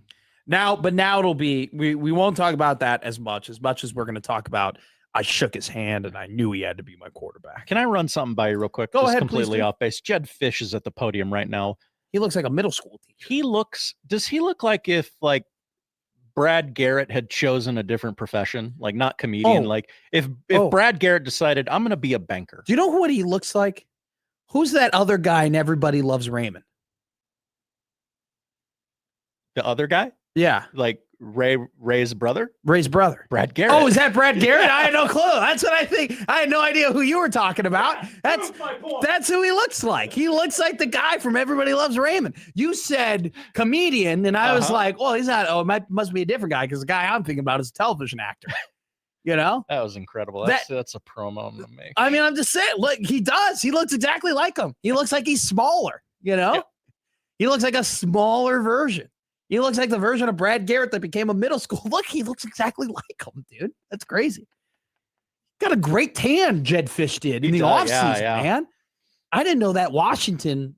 I mean, he's in Seattle. Seattle doesn't have the sun. They do not, famously. The sun doesn't exist in Seattle. How did he get a tan? I'm writing down. Look at him. He's got a. Now, here's the thing. I'm going to critique him here. Why does he have a shadow? Why do you have a 5 o'clock shadow, Jed? This is a big deal. You got to clean up. Clean up a little. Oh, no. You see, that's the play. I've been working too hard to fully shave. There are going to be, at some point this season, Matt Rhule is going to get caught in a bad picture, and there might be like a before and after. Like, you know, when people are like, this is when Obama ran in 2000, you know, when was Obama's first term? That was 2008. This is what Obama ran for in 2008. God, that feels so long ago. It was. And it's like, and this is what he looked like after 2016, you know, like just the difference, like how the presidency, like wears down on you. There's going to be one of those Matt Rhule at some point, just because the gray beard's coming in, and but he has lost weight. He does. So he does. He has lost weight. A lot of people would say he looks better now. So I'm saying he's gonna get. I agree with you, but I'm saying he's gonna get caught in a bad picture. Okay, I think that happened last year too. Oh no. Hooray for the winners 240. I've never seen this guy before. Thank you for watching Zone TV. He goes, I think his family lives in Arizona. That does look like an Arizona tan. Just hasn't moved yet? No. Well, that's where he first coached. Was Yeah. at Arizona. He really flipped that program around. Did an incredible job. Okay. Didn't take the family to Washington. I mean, would you rather live in Arizona or Seattle? Arizona every time. Every day of the week. Yeah. If everything goes great for me, I'll have a house in Arizona one day. If everything goes perfect. I'm rooting for you on that. If everything goes perfect, I'd love to just be fat and golf all the time. That's what I'd love to do. Just do nothing but golf in Arizona. It'd be sick. So cool. There's a lot of that there. We know some people that you can get in touch with to make this happen. Okay. We're going to take a break. And for the final time, we are going to do This Week in Women's History. The final This Week in Women's History for Middays with Matt. Never again. Okay? Never again will we do This Week in Women's History, but it was one hell of a run. A team clap and a salute to This Week in Women's History. Coming up next here on 1620 The Zone.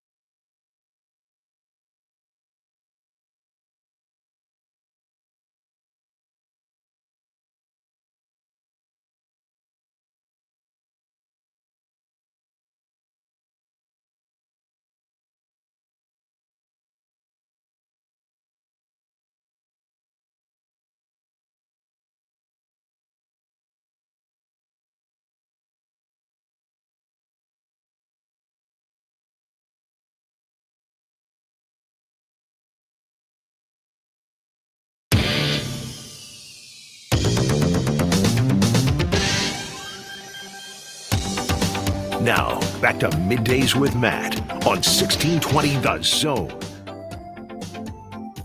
All right. Be saluted. One of the best bits that we've had on the show since its dawn in January of this year. I'm all football pilled right now. I'm saying years or seasons right now. So I'll just dialed in. Well, there are certain seasons on Middays with Matt, and one is coming to an end.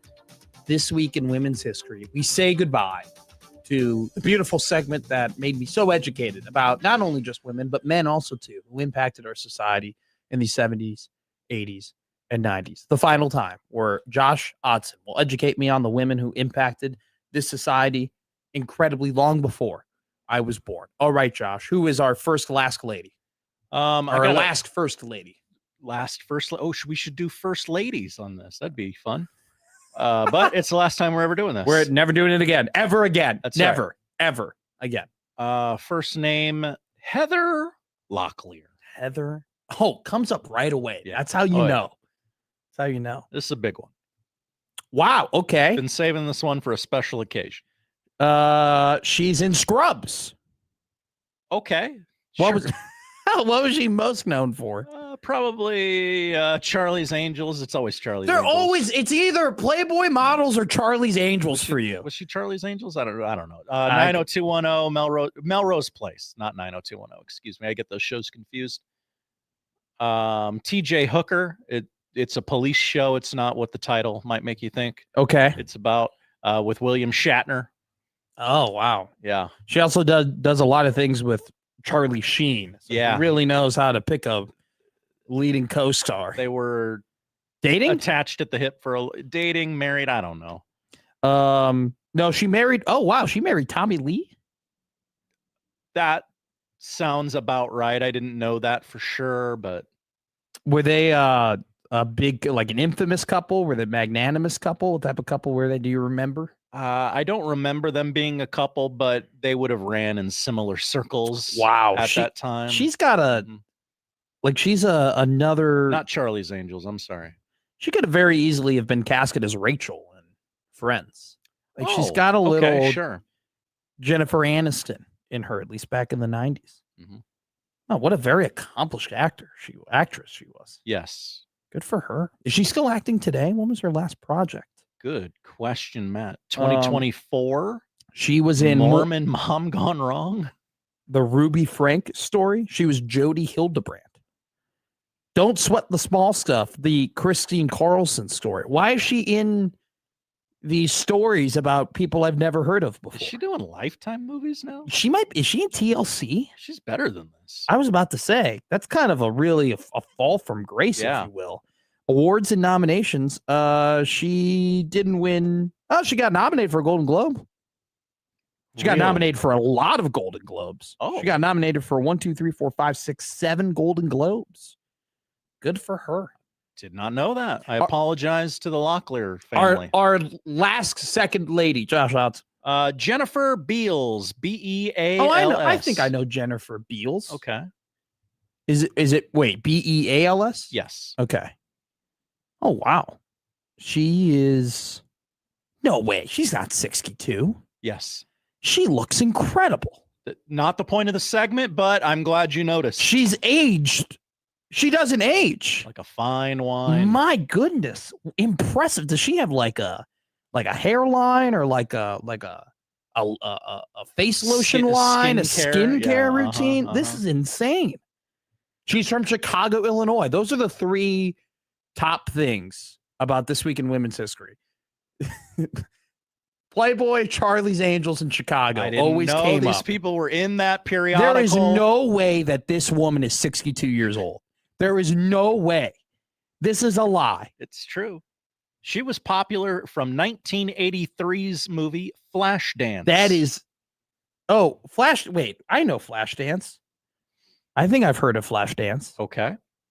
I would like to know what you think you know about Flashdance. If she was a ballerina, right? She was she was a dancer in Flashdance. I don't really remember. Maybe I'm getting confused with Dirty Dancing. There's no baby in a corner in this one, right? I let you describe Flashdance to the audience because I get Dirty Dancing and Flashdance confused. It's got to be, right? She is in, dude, at some point she had to take a break. She's in way too many things.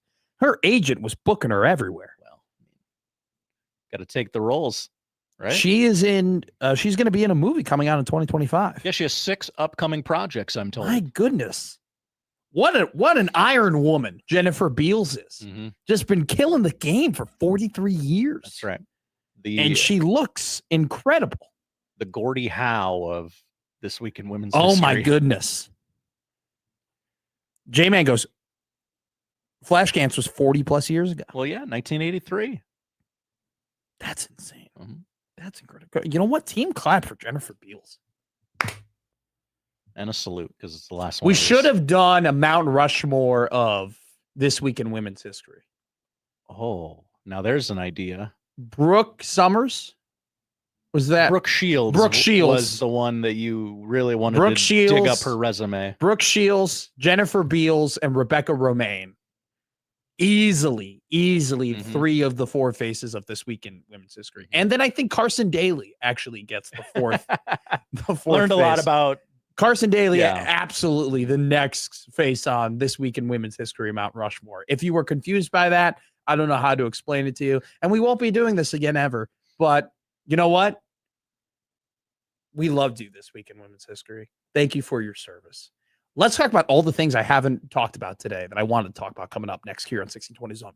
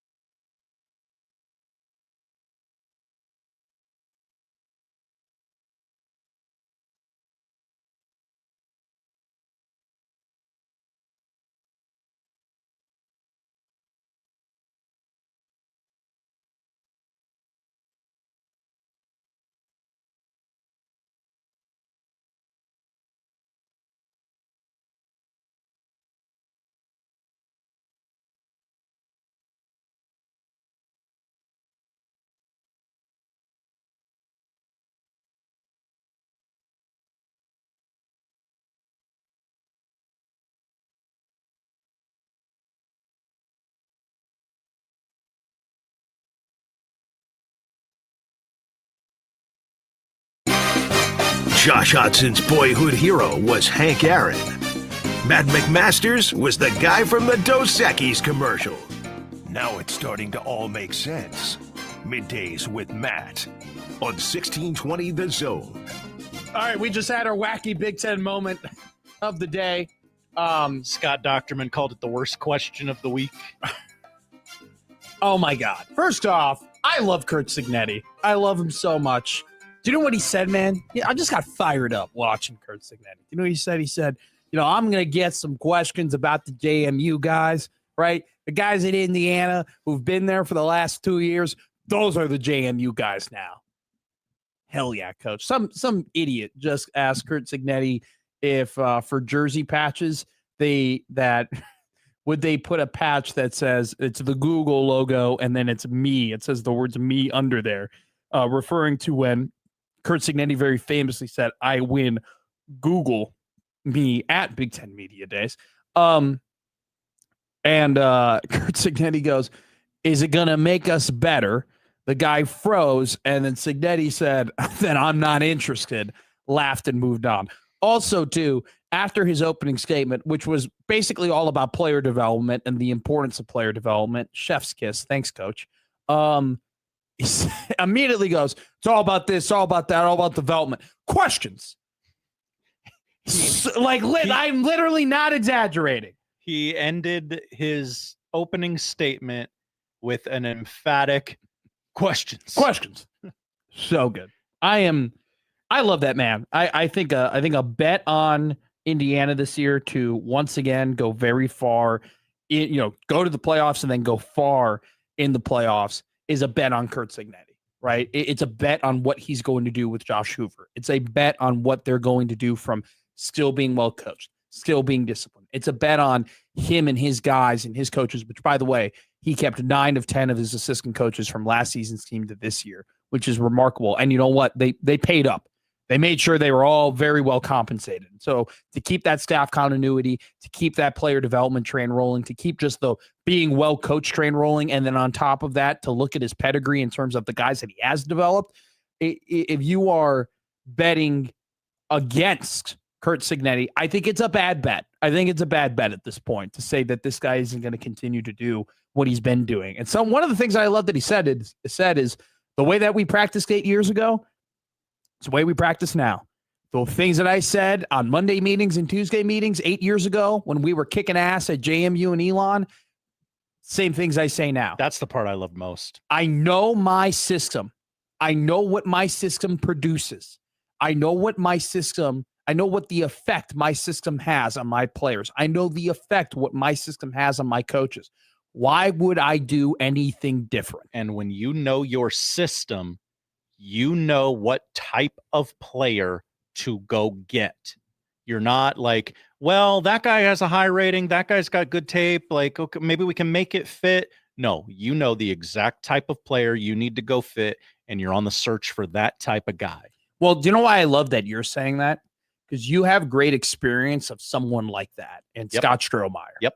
I think if we were to talk to Stroh and I were to tell him, hey, how important is it just knowing your system works and doing your system? I would guess, and I think you would know, he'd be like, you're dangerous when you have that. I've had him explain because I've asked him 11,000 times, like, how do you reload like this? Like you never seem to miss in a way. And he's like, we know exactly the type of player we want. We know red flags when watching tape, when talking to coaches, and we're like, okay, maybe that guy's not for us. Like they know what they want. When you have that, that's when you're at your most dangerous. Mm-hmm. Like when you just know, hey, our system works. Our system produces the results that we want. For Stroh, it's produced national championships. For Cignetti, it's produced national championships. I love that. Man, I effing love that quote about JMU players. I love that quote where he said, everybody's going to talk about guys that we've developed no longer being here. What makes you think that we haven't developed more guys since we've been here? It was a great combo I had with Happer and Schaefer. Charlie Becker, the 6'4" wide receiver that they got, who was absolutely incredible for that team at the end of last year and made so many big catches down the stretch in their playoff run. Like, that dude is a 3-star prospect out of high school, like Like that guy, a lot of teams had the opportunity to go and get a guy like Charlie Becker. Omar Cooper Jr. was on the bad Indiana teams, that before Cignetti got there. He developed them into a first-round pick. So this idea that it's only JMU guys. It's only JMU guys. No, dude. Like Pat Coogan played at Notre Dame the year before. He ended up becoming the MVP at the Rose Bowl. It's one of those things where it's like, if you just think it's because, he coached all these guys and he brought them. Oh, no, they've been able. Rourke came from Ohio. Mendoza came from Cal. I mean, Fernando, I haven't looked this up. Let me go and look this up. 2025 transfer portal rankings player. Fernando Mendoza wasn't the number one player in the portal, like he wasn't the top dude. He wasn't the guy that everybody was going after. He was a good player. He was a really, do you know who the number one player in the 2025 transfer portal class was? The number one player? I do not. Nico Iamaleava. Oh, yes. He was the top guy, according to 24/7. The next guy, the next quarterback on the list, it was Carson Beck. He transferred from Georgia to Miami.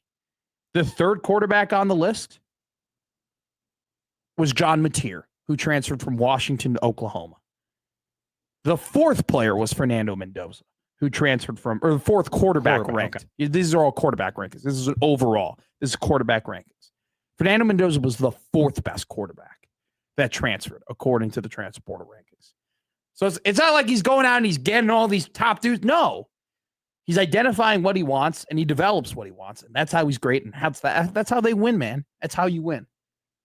He's still top, man. Look at I'm obsessed with this guy. He's rocking the high and tight right now. Looks good. No glasses. Tommy goes, people don't realize all the JMU guys that he brought over had to be developed too. They were JMU recruits, so it's not like they were 5 stars. I mean, the JMU, if your argument against Indiana is the JMU guys are gone, don't talk to me. Lose my number. All right. Just that's not an argument. This guy is an ace in player development. To think that he's not going to continue to develop players at a high level is crazy. And honestly, you go and look at the recruiting rankings, the transfer portal rankings, all that type of stuff. Indiana continues to bring in more and more and more talent year in and year out because they get more money, because they get more investment.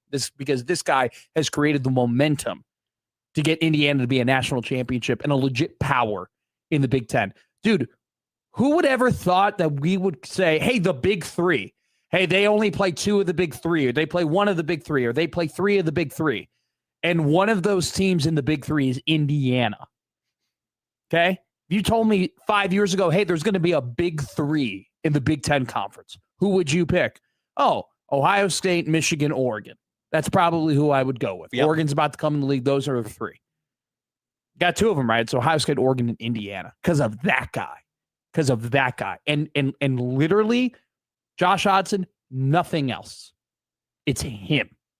It's all him and how he coaches, how he develops players, and how he keeps his staff around. That's another remarkable thing about this dude. And kudos to Indiana, by the way, for paying those guys properly to make sure they do stay around. Indiana's got to be given a ton of credit for how they didn't just let this guy, Indiana could have let this guy, win 11 games and been like, all right, but we'll back off in the investment. Like, we don't need football to be great. We're not a football school. Oh, no big deal. No, Indiana has to be given a ton of credit for saying, all right, we're gonna run with this. We are gonna run with this. We are going to invest in this. We're gonna give this guy what he needs, and he's getting. Dude, the talent is rolling in Indiana. More and more talent. They got a 5-star wide receiver. They got a 4-star quarterback coming in through high school recruiting. They got top players.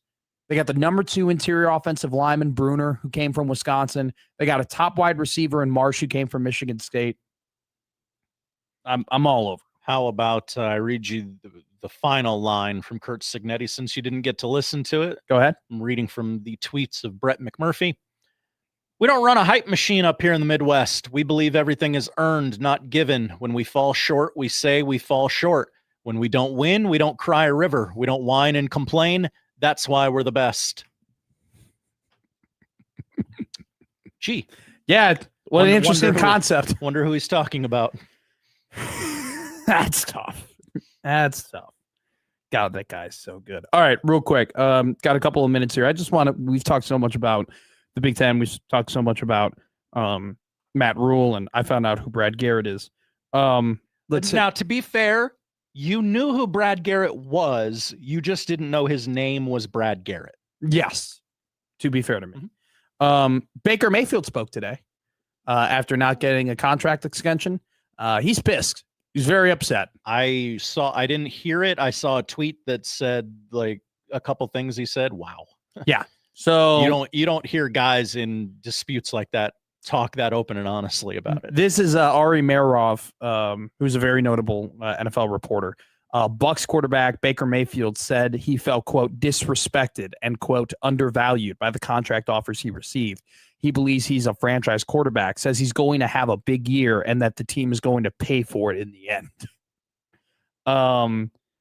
There was another side little interview he did where he mentioned that he was only offered 2 years. And that was the worst part. He wanted a long-term deal. I'm going to be real with you. I don't fully blame the Buccaneers for not adhering to this. Like, I don't blame them for go and look at the stats, man. Like, go and look at what he did this season. It's one of those instances where the efficiency numbers went down. His touchdown percentage went down. His interception percentage went up. His completion percentage went down. His total touchdowns went down. Like he just had an objectively worse year than the year previous, where he established, hey, this is one of the best deals in the entire NFL. The Buccaneers have Baker Mayfield for a bargain. How did they ever get this deal done? And it's one of those things where it's like, all right, that was great 2 years ago. Last season, he had an awesome first couple weeks of the year. And then you can, and Michael and I have talked about this, like he got hurt. Okay. Like I get it, right? That's a valid reason as to why he was awesome in the first part of the season. And we were all podcasting, oh my God, is Baker Mayfield going to win the MVP? That's a valid excuse to say, hey, that's why he didn't have as great of a year. But the guy is is going into his 9th year in the NFL. Okay. He's 6 foot. He's 210 pounds. He's not an overly big guy. He's not like Josh Allen, where he's, people are bouncing off of him. He's not like Justin Herbert, where he's made of steel. This dude has gotten hurt before in his NFL career. And that is, he's played through them because he's tough as nails. But it's just one of those things where it's like, there's not the chance of Baker Mayfield continuing to get banged up and that affecting his quarterback play isn't going down anytime soon. And that's the risk you run when you draft smaller quarterbacks playing such a punishing position at the quarterback spot. I mean, his completion percentage went down 8%. His success rate went down 11%. His touchdowns, he threw 15 less touchdowns last season. He threw for 1,000 less yards. Like, he did not nearly have as good of a year in 2025 as he did in 2024. I don't blame the Buccaneers for saying, sorry, man, we're not going to give you a 4-year, $200 million contract. And you know what? When he says something like, hey, they didn't pay me and I'm going to make them pay for it, I think the Buccaneers go, good. Yeah, good. Yeah. We will pay for it. You'd rather know and overpay, right? We will pay. Yeah. Please play great and get us back to the playoffs next year. And we will give you all the money and all the years that you want. We would love for that to happen. I got so many NFC South podcast clips in my Twitter algo yesterday. Yeah, well, I blame you for that. Mina did it. Mina that was the one main one I saw. She did her preview on it yesterday, so I haven't listened to that one yet. I just finished up the Bill Simmons one that she did with Bill the other day. Pretty good. Bill's actually pretty high on the Bears, which I definitely thought. Hello. Well, Bill's all about regression. Like that's Bill's thing. Yeah. Bill's all about regression.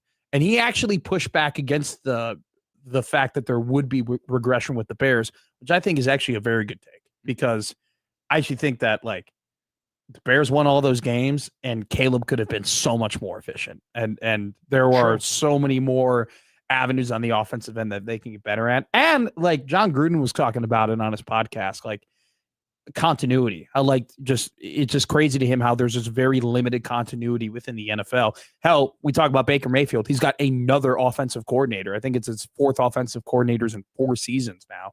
Had Canales, Liam Cohen, forget the guy they had last season. He wasn't very good. And now they have Zach Robinson. Like, Bears have Dennis Allen coming back. Second year having a DC. That's some good continuity for him. But I don't blame the Buccaneers for a second for not giving him that contract extension. And I think they would be very happy for Baker Mayfield to shove it in their face and they have to pay him $60 million next year, because that means the Tampa Bay Buccaneers made it to the playoffs and maybe even won a playoff game. We talked quickly in the rundown about Pat Fitzgerald. He had the quote, "We don't have a chip on our shoulder. We have a bag of chips on our shoulder." I think that it's going to work out at Michigan State. I just don't think it's going to happen right away. And frankly, that's not what Fitz does, right? Fitz, like everyone talks about, like, oh, he went 3-9 and 1-11 in his last 2 seasons, like in the Big Ten. Like it ended terribly. I think those people, and this is no disrespect to them, this is just the advantage I have from following this guy basically my entire life. That's how he built Northwestern. Like he would invest in guys and say, okay, this guy's young and he's maybe not the best, but we know that he's going to be really, really good one day. Like he's got all the traits and intangibles we need in order for him to be good. So we're going to play him. And yeah, we're going to lose some games, but then when these guys are all ready to go, like we're going to do it. We're going to win. We're going to hammer it. Right. And that's, you look through the history of Northwestern, like the best seasons that Fitz had were oftentimes followed by very disappointing seasons the year prior. 2020, they went 7-2. Could have easily have been undefeated in the Big Ten regular season before they ended up losing Ohio State, which was an incredibly competitive game. The year before they made it to the Big Ten championship game and went 7-2, they were 3-9. Like they weren't very good. And, you know, you look at some of the key players that they had on their team for Northwestern. They had Adebayor, he got drafted in the NFL. He was absolutely incredible. He was a freshman. Andrew Leota, who was one of their best defensive tackles the year before, he was a freshman. He played a lot of games. Brandon Joseph, Cameron Mitchell, Greg Newsome, studs in the defensive backfield. Brandon Joseph was an All-American. He ended up going to Notre Dame in his final year. He got drafted in the NFL. Greg Newsome also got drafted in the NFL. I believe Greg was a first-round pick. Those guys were freshman, and sophomore in 2019. They played extended snaps. Then what happened in 2020? They got better. You go and you look at Ramard Bowman, who was their best wide receiver on that team in 2020. He played 38 games before the 2020 season. So, like, this idea that, like, hey, Fitz, like, he's 1-11, 3-9 his final 2 seasons at Northwestern. What did they do under David Braun the year Fitz got fired? They won 8 games. They went 8-5. They went to a bowl game. They beat Utah in a bowl game, right? If Fitz was coaching that team, they probably would have gone, 9-4. They might have gone. They might have won 10 games. Like, seriously, that's the bump he would give to them compared to David Braun, who was like a first-time P5, DC, who just got thrusted into the coaching position. So, I think it's an advantage for Nebraska to play Michigan State now, because it's going to be a lot tougher to get these guys in the future without Fitz builds things. I'm all in on it. All right, take a break. Ladies and gentlemen, we got him. Woo! Noah Sacco of KETV joins us next here on Middays with Matt.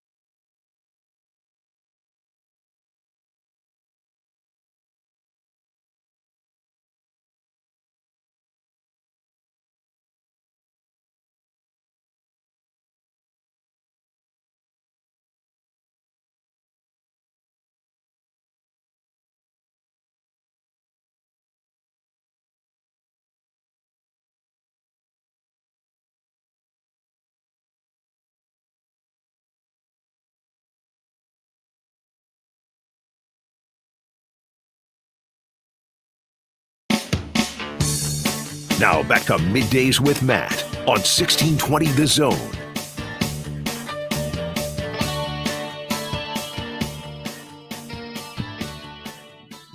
Hey, don't forget about the Road to Wrigley Sounder contest. When you hear the sounder, hey, everybody, Harry Carey here. That is your cue to go to 1620thezone.com and sign up and register for your chance to win 2 tickets to historic Wrigley Field to see the Nebraska volleyball team take on the Missouri Tigers. 2 tickets to that game, along with 2 tickets airfare to fly from Omaha to Chicago, along with a $150 gift card that can get you merchandise, drinks, Ubers, whatever the heck you want. Go to 1620thezone.com. When you hear, hey, everybody, Harry Carey here, you can sign up there. It's brought to you by Union Bank and Trust. At Union Bank and Trust, people don't have your money. Your money has people. Member FDIC. We have gotten a white whale. We have many white whales that we would like to interview on our show, but this individual we have tried to get, and we have finally secured him. Noah Sacco of KETV, the newest anchor, newest sports reporter for KETV, joins us here on his Middays with Matt debut. Noah, how are you, my friend?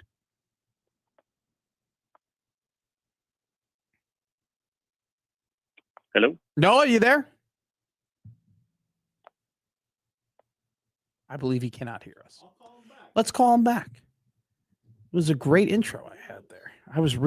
That felt good off the tongue. You know, it's just, I'm just being honest with you. It felt really good. I mean, I was composed there. Gave him a lot of credit. No, I think we're having a little trouble with phones. No problem. We'll get him back. Yeah, we'll figure it out. We'll be okay. Also, you know what? This would be another great opportunity to tell you about another great contest on 1620thezone.com. Don't forget to sign up for the 1620 The Zone golf tournament coming to the Metro this summer, August 21st at Miracle Hill Golf Course. 4-player team, $400, $100 per person, 18 holes of golf, plus food, plus drink, plus a VIP access to our 1620 Zone after party at the Phoenix. Pumped up for it. A lot of great people going to be there. Some of my friends from the Tiburon League already signed up, fired up to see them. It's sponsored by Cutwater and T-Box. And don't forget to bring your A game to the par threes, where if you hit a hole-in-one, Langfeld overhead doors is going to give you $10,000. Noah, are you there? Hey, I'm right here, guys. Good to hear your voice. Good to hear your voice, too. Noah Sacco, returning home to work for KETV. Now, you went to Millard North, if I'm correct? Yeah, that's right, guys. And actually, Noah Sacco. Noah Sacco. My apologies, Noah. I'm very sorry about that. But, Noah, we are learning a lot. Noah, went to Millard North. You return home to Omaha to KETV. It's been over a month on the job now? How has it been, my man? Yeah, more than a month. Started late April, so we're coming up past 3 months now. And yeah, it's been busy, but it's been fun, guys, and picked a good time to come back and serve the hometown, that's for sure. You got a little bit of a Husker baseball and softball season. I traveled down to OKC with Nebraska softball in the Women's College World Series, and then weeks later we got the College World Series. I don't think I've ever actually missed that series as a fan, and it's pretty special to cover it as a media member as well. So, yeah, a lot of good things to write home about. And, yeah, talking season continues with football. Man, this is I was very, very happy to read your story when you first got here to the market because you're Nebraskan born and bred. And it's always incredible to see a broadcaster return home and be what they would call do what they call a dream job. So congratulations to you, my friend, and all the work that you did to make it to KETV. Let's just talk about your relationship. I'm so interested because you are a young man who you saw the Huskers growing up, right? You saw them, them play football, and obviously, grew up a fan of them, and now you get to be a reporter, and you get to go to the press conferences and the games and capture film. Like, how has it been now, kind of the transition of growing up with the team and now you're covering the team? Yeah, guys, it's pretty surreal. Seeing this team growing up from Pelini to Mike Riley to Frost to Rhule, it's a team that's, I've kind of grown up with too. And in some ways, the program has kind of grown up with me as well. Sure. Hitting the reset button a little bit and, trying to reestablish some foundation, some infrastructure, with the product on the field and off the field as well. So it's been nice to see the strides this program has made in the past few years. We know Nebraska, they've had consecutive winning seasons for the first time since 2013, 2014. So, but it's something Matt Rhule mentioned in his at the podium at Big Ten Media Days in Chicago earlier this morning is that Nebraska didn't come here to be 7-6, and I believe he looked over to the college football playoff trophies to his right, and he said, we have greater goals, and we know this season is an opportunity for us to take a next step because that's what we need to do. I think you come in an interesting point, Noah, in terms of reporting on the team and looking at the team with your broadcaster eye, because it's, this isn't a new relationship, right? Matt Rhule's now been here for 3 seasons. He's been here for multiple years, and things have evolved, and you come in, kind of at a point where things are a little bit different now than what it was before. So I'm just curious, like, what were kind of your first initial takeaways from just all of the homework you might have done on Matt Rhule? He honestly hasn't hit the podium a whole lot since you've been here, so you haven't seen him, in front of a media corps a whole lot during your time here. But your kind of first impressions, really being on a broadcaster here and looking at Matt Rhule. Yeah, you look at him with, a different eye. You sort of set the fan perspective aside and take a more neutral stance at it too. So, you give him grace. You give him grace whenever you can, but also, as a journalist and as a media member, you also want to hold those, accountable as well. So it's important to ask those tough questions and also look things from a greater perspective too. Always thinking, what's next? How can this develop? And more importantly, the why behind everything as well. You mentioned something incredibly interesting when you were talking about covering the College World Series, and that you didn't miss it as a fan. I think that's awesome and a really cool moment for you too, to not miss it as a fan and then go ahead and be able to cover it. Do you have a favorite moment as a fan and growing up, going to Rosenblatt and then TD Ameritrade and then now Charles Schwab Field? Do you have a favorite memory of the College World Series? Yeah, I think I have a favorite memory from both. Back when it was at Rosenblatt, man, parking in those neighborhoods, the kind of relationships that we built with those families and how much those families, relied on people parking in their driveways and along their street during that 10-day stretch. That meant a lot to them, not only financially, but also just the relationships from out-of-towners that they were able to build. And I remember we would park in a family's driveway for years and years. So that was always a sort of nice designated parking spot for us over the years. But Rosenblatt, man, I mean, if you wanted to sit in 105-degree heat in general admission in the outfield and just burn up, that was a great place to do it. But so much history in that place, and there's great history building at the Chuck too as well, since it made the move downtown. And when I think of the College World Series, guys, it's always great to think of the Blue Bloods, the LSU, the Vanderbilts, a lot of the SEC powers, but also the diamonds in the rough. I remember years ago, maybe you guys remember when Stony Brook made the series, or even back in Rosenblatt days, Rice, UC Santa Barbara. Just those teams that are sort of out of the Power 4 realm, but they take care of what they need to, and they prove their worth, and we saw it this past June with Troy.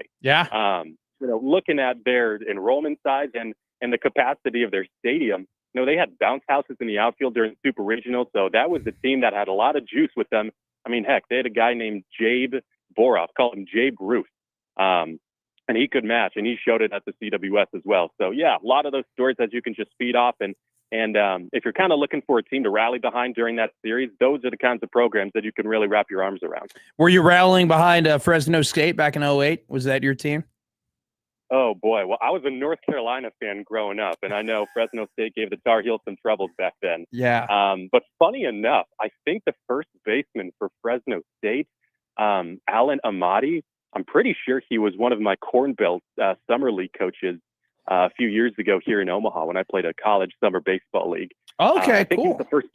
I think he was the first baseman for that Fresno State team, and I think he caught the final out to steal the title for them. So, yeah, it was nice to reminisce a little bit with him. That's awesome, man. That's absolutely incredible. It's an interesting question to ask you, Noah, because we kind of have this conversation when the CWS we're getting to it or we're in it, but I have to ask you because as somebody who has been, obviously, you say you've been to every CWS as a fan, you've been to Rosenblatt, now you've seen it at the big park at Charles Schwab Field.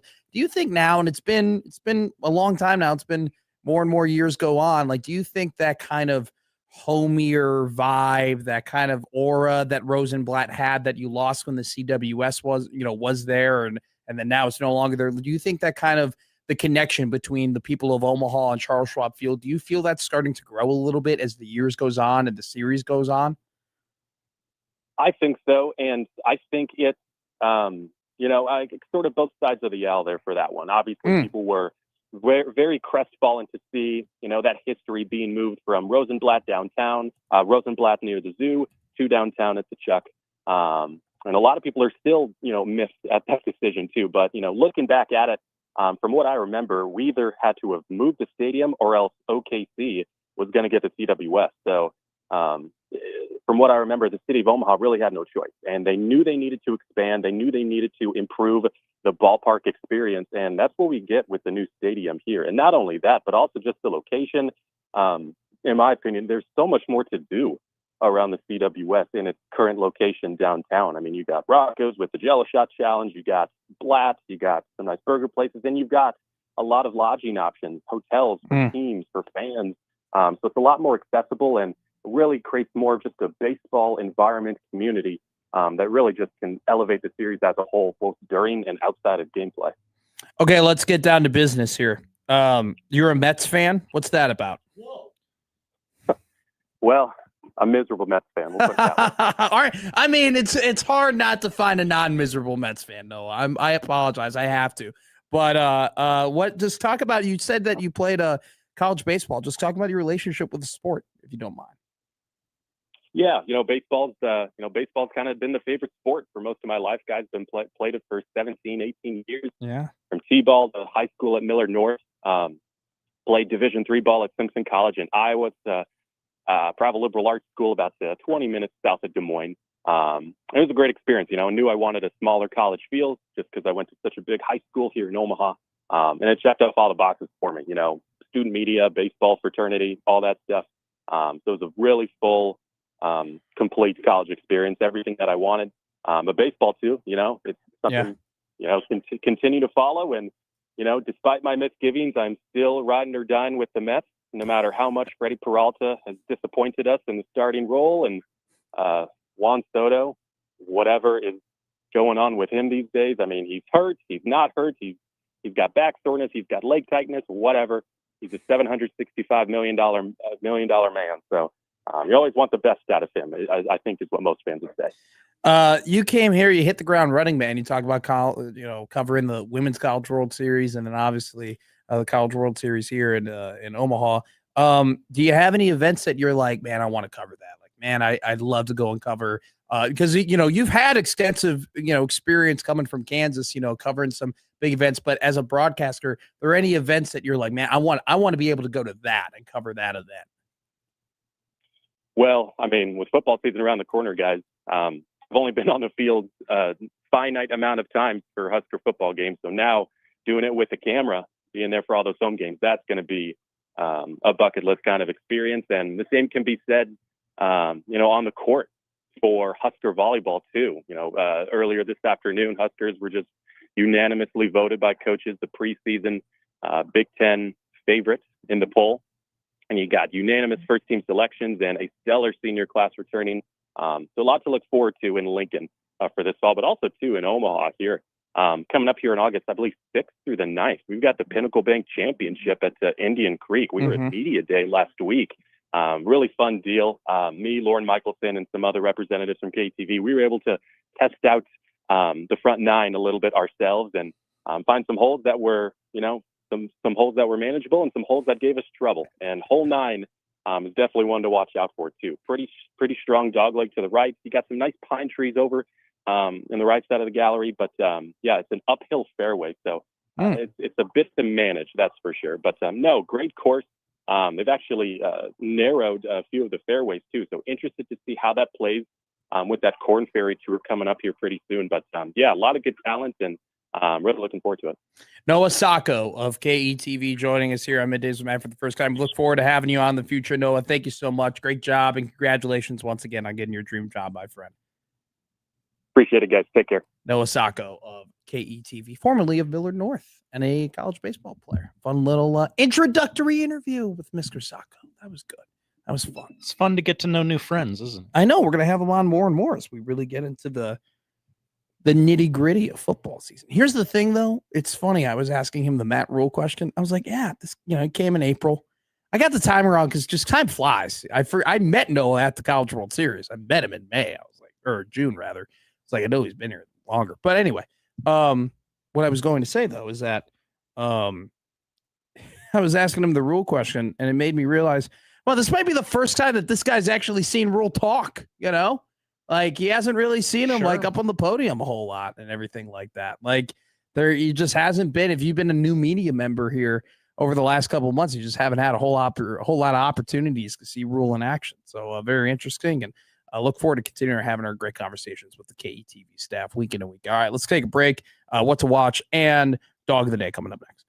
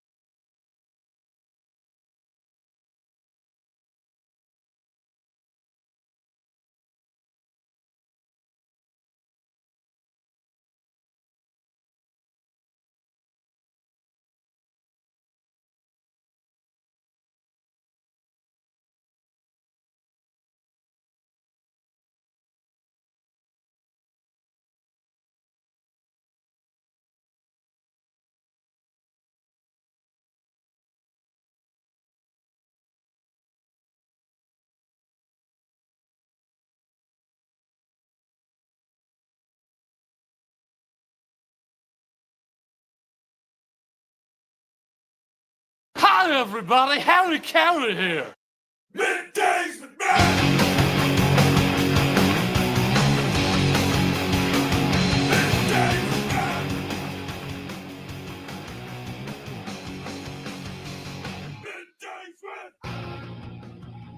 Fun show.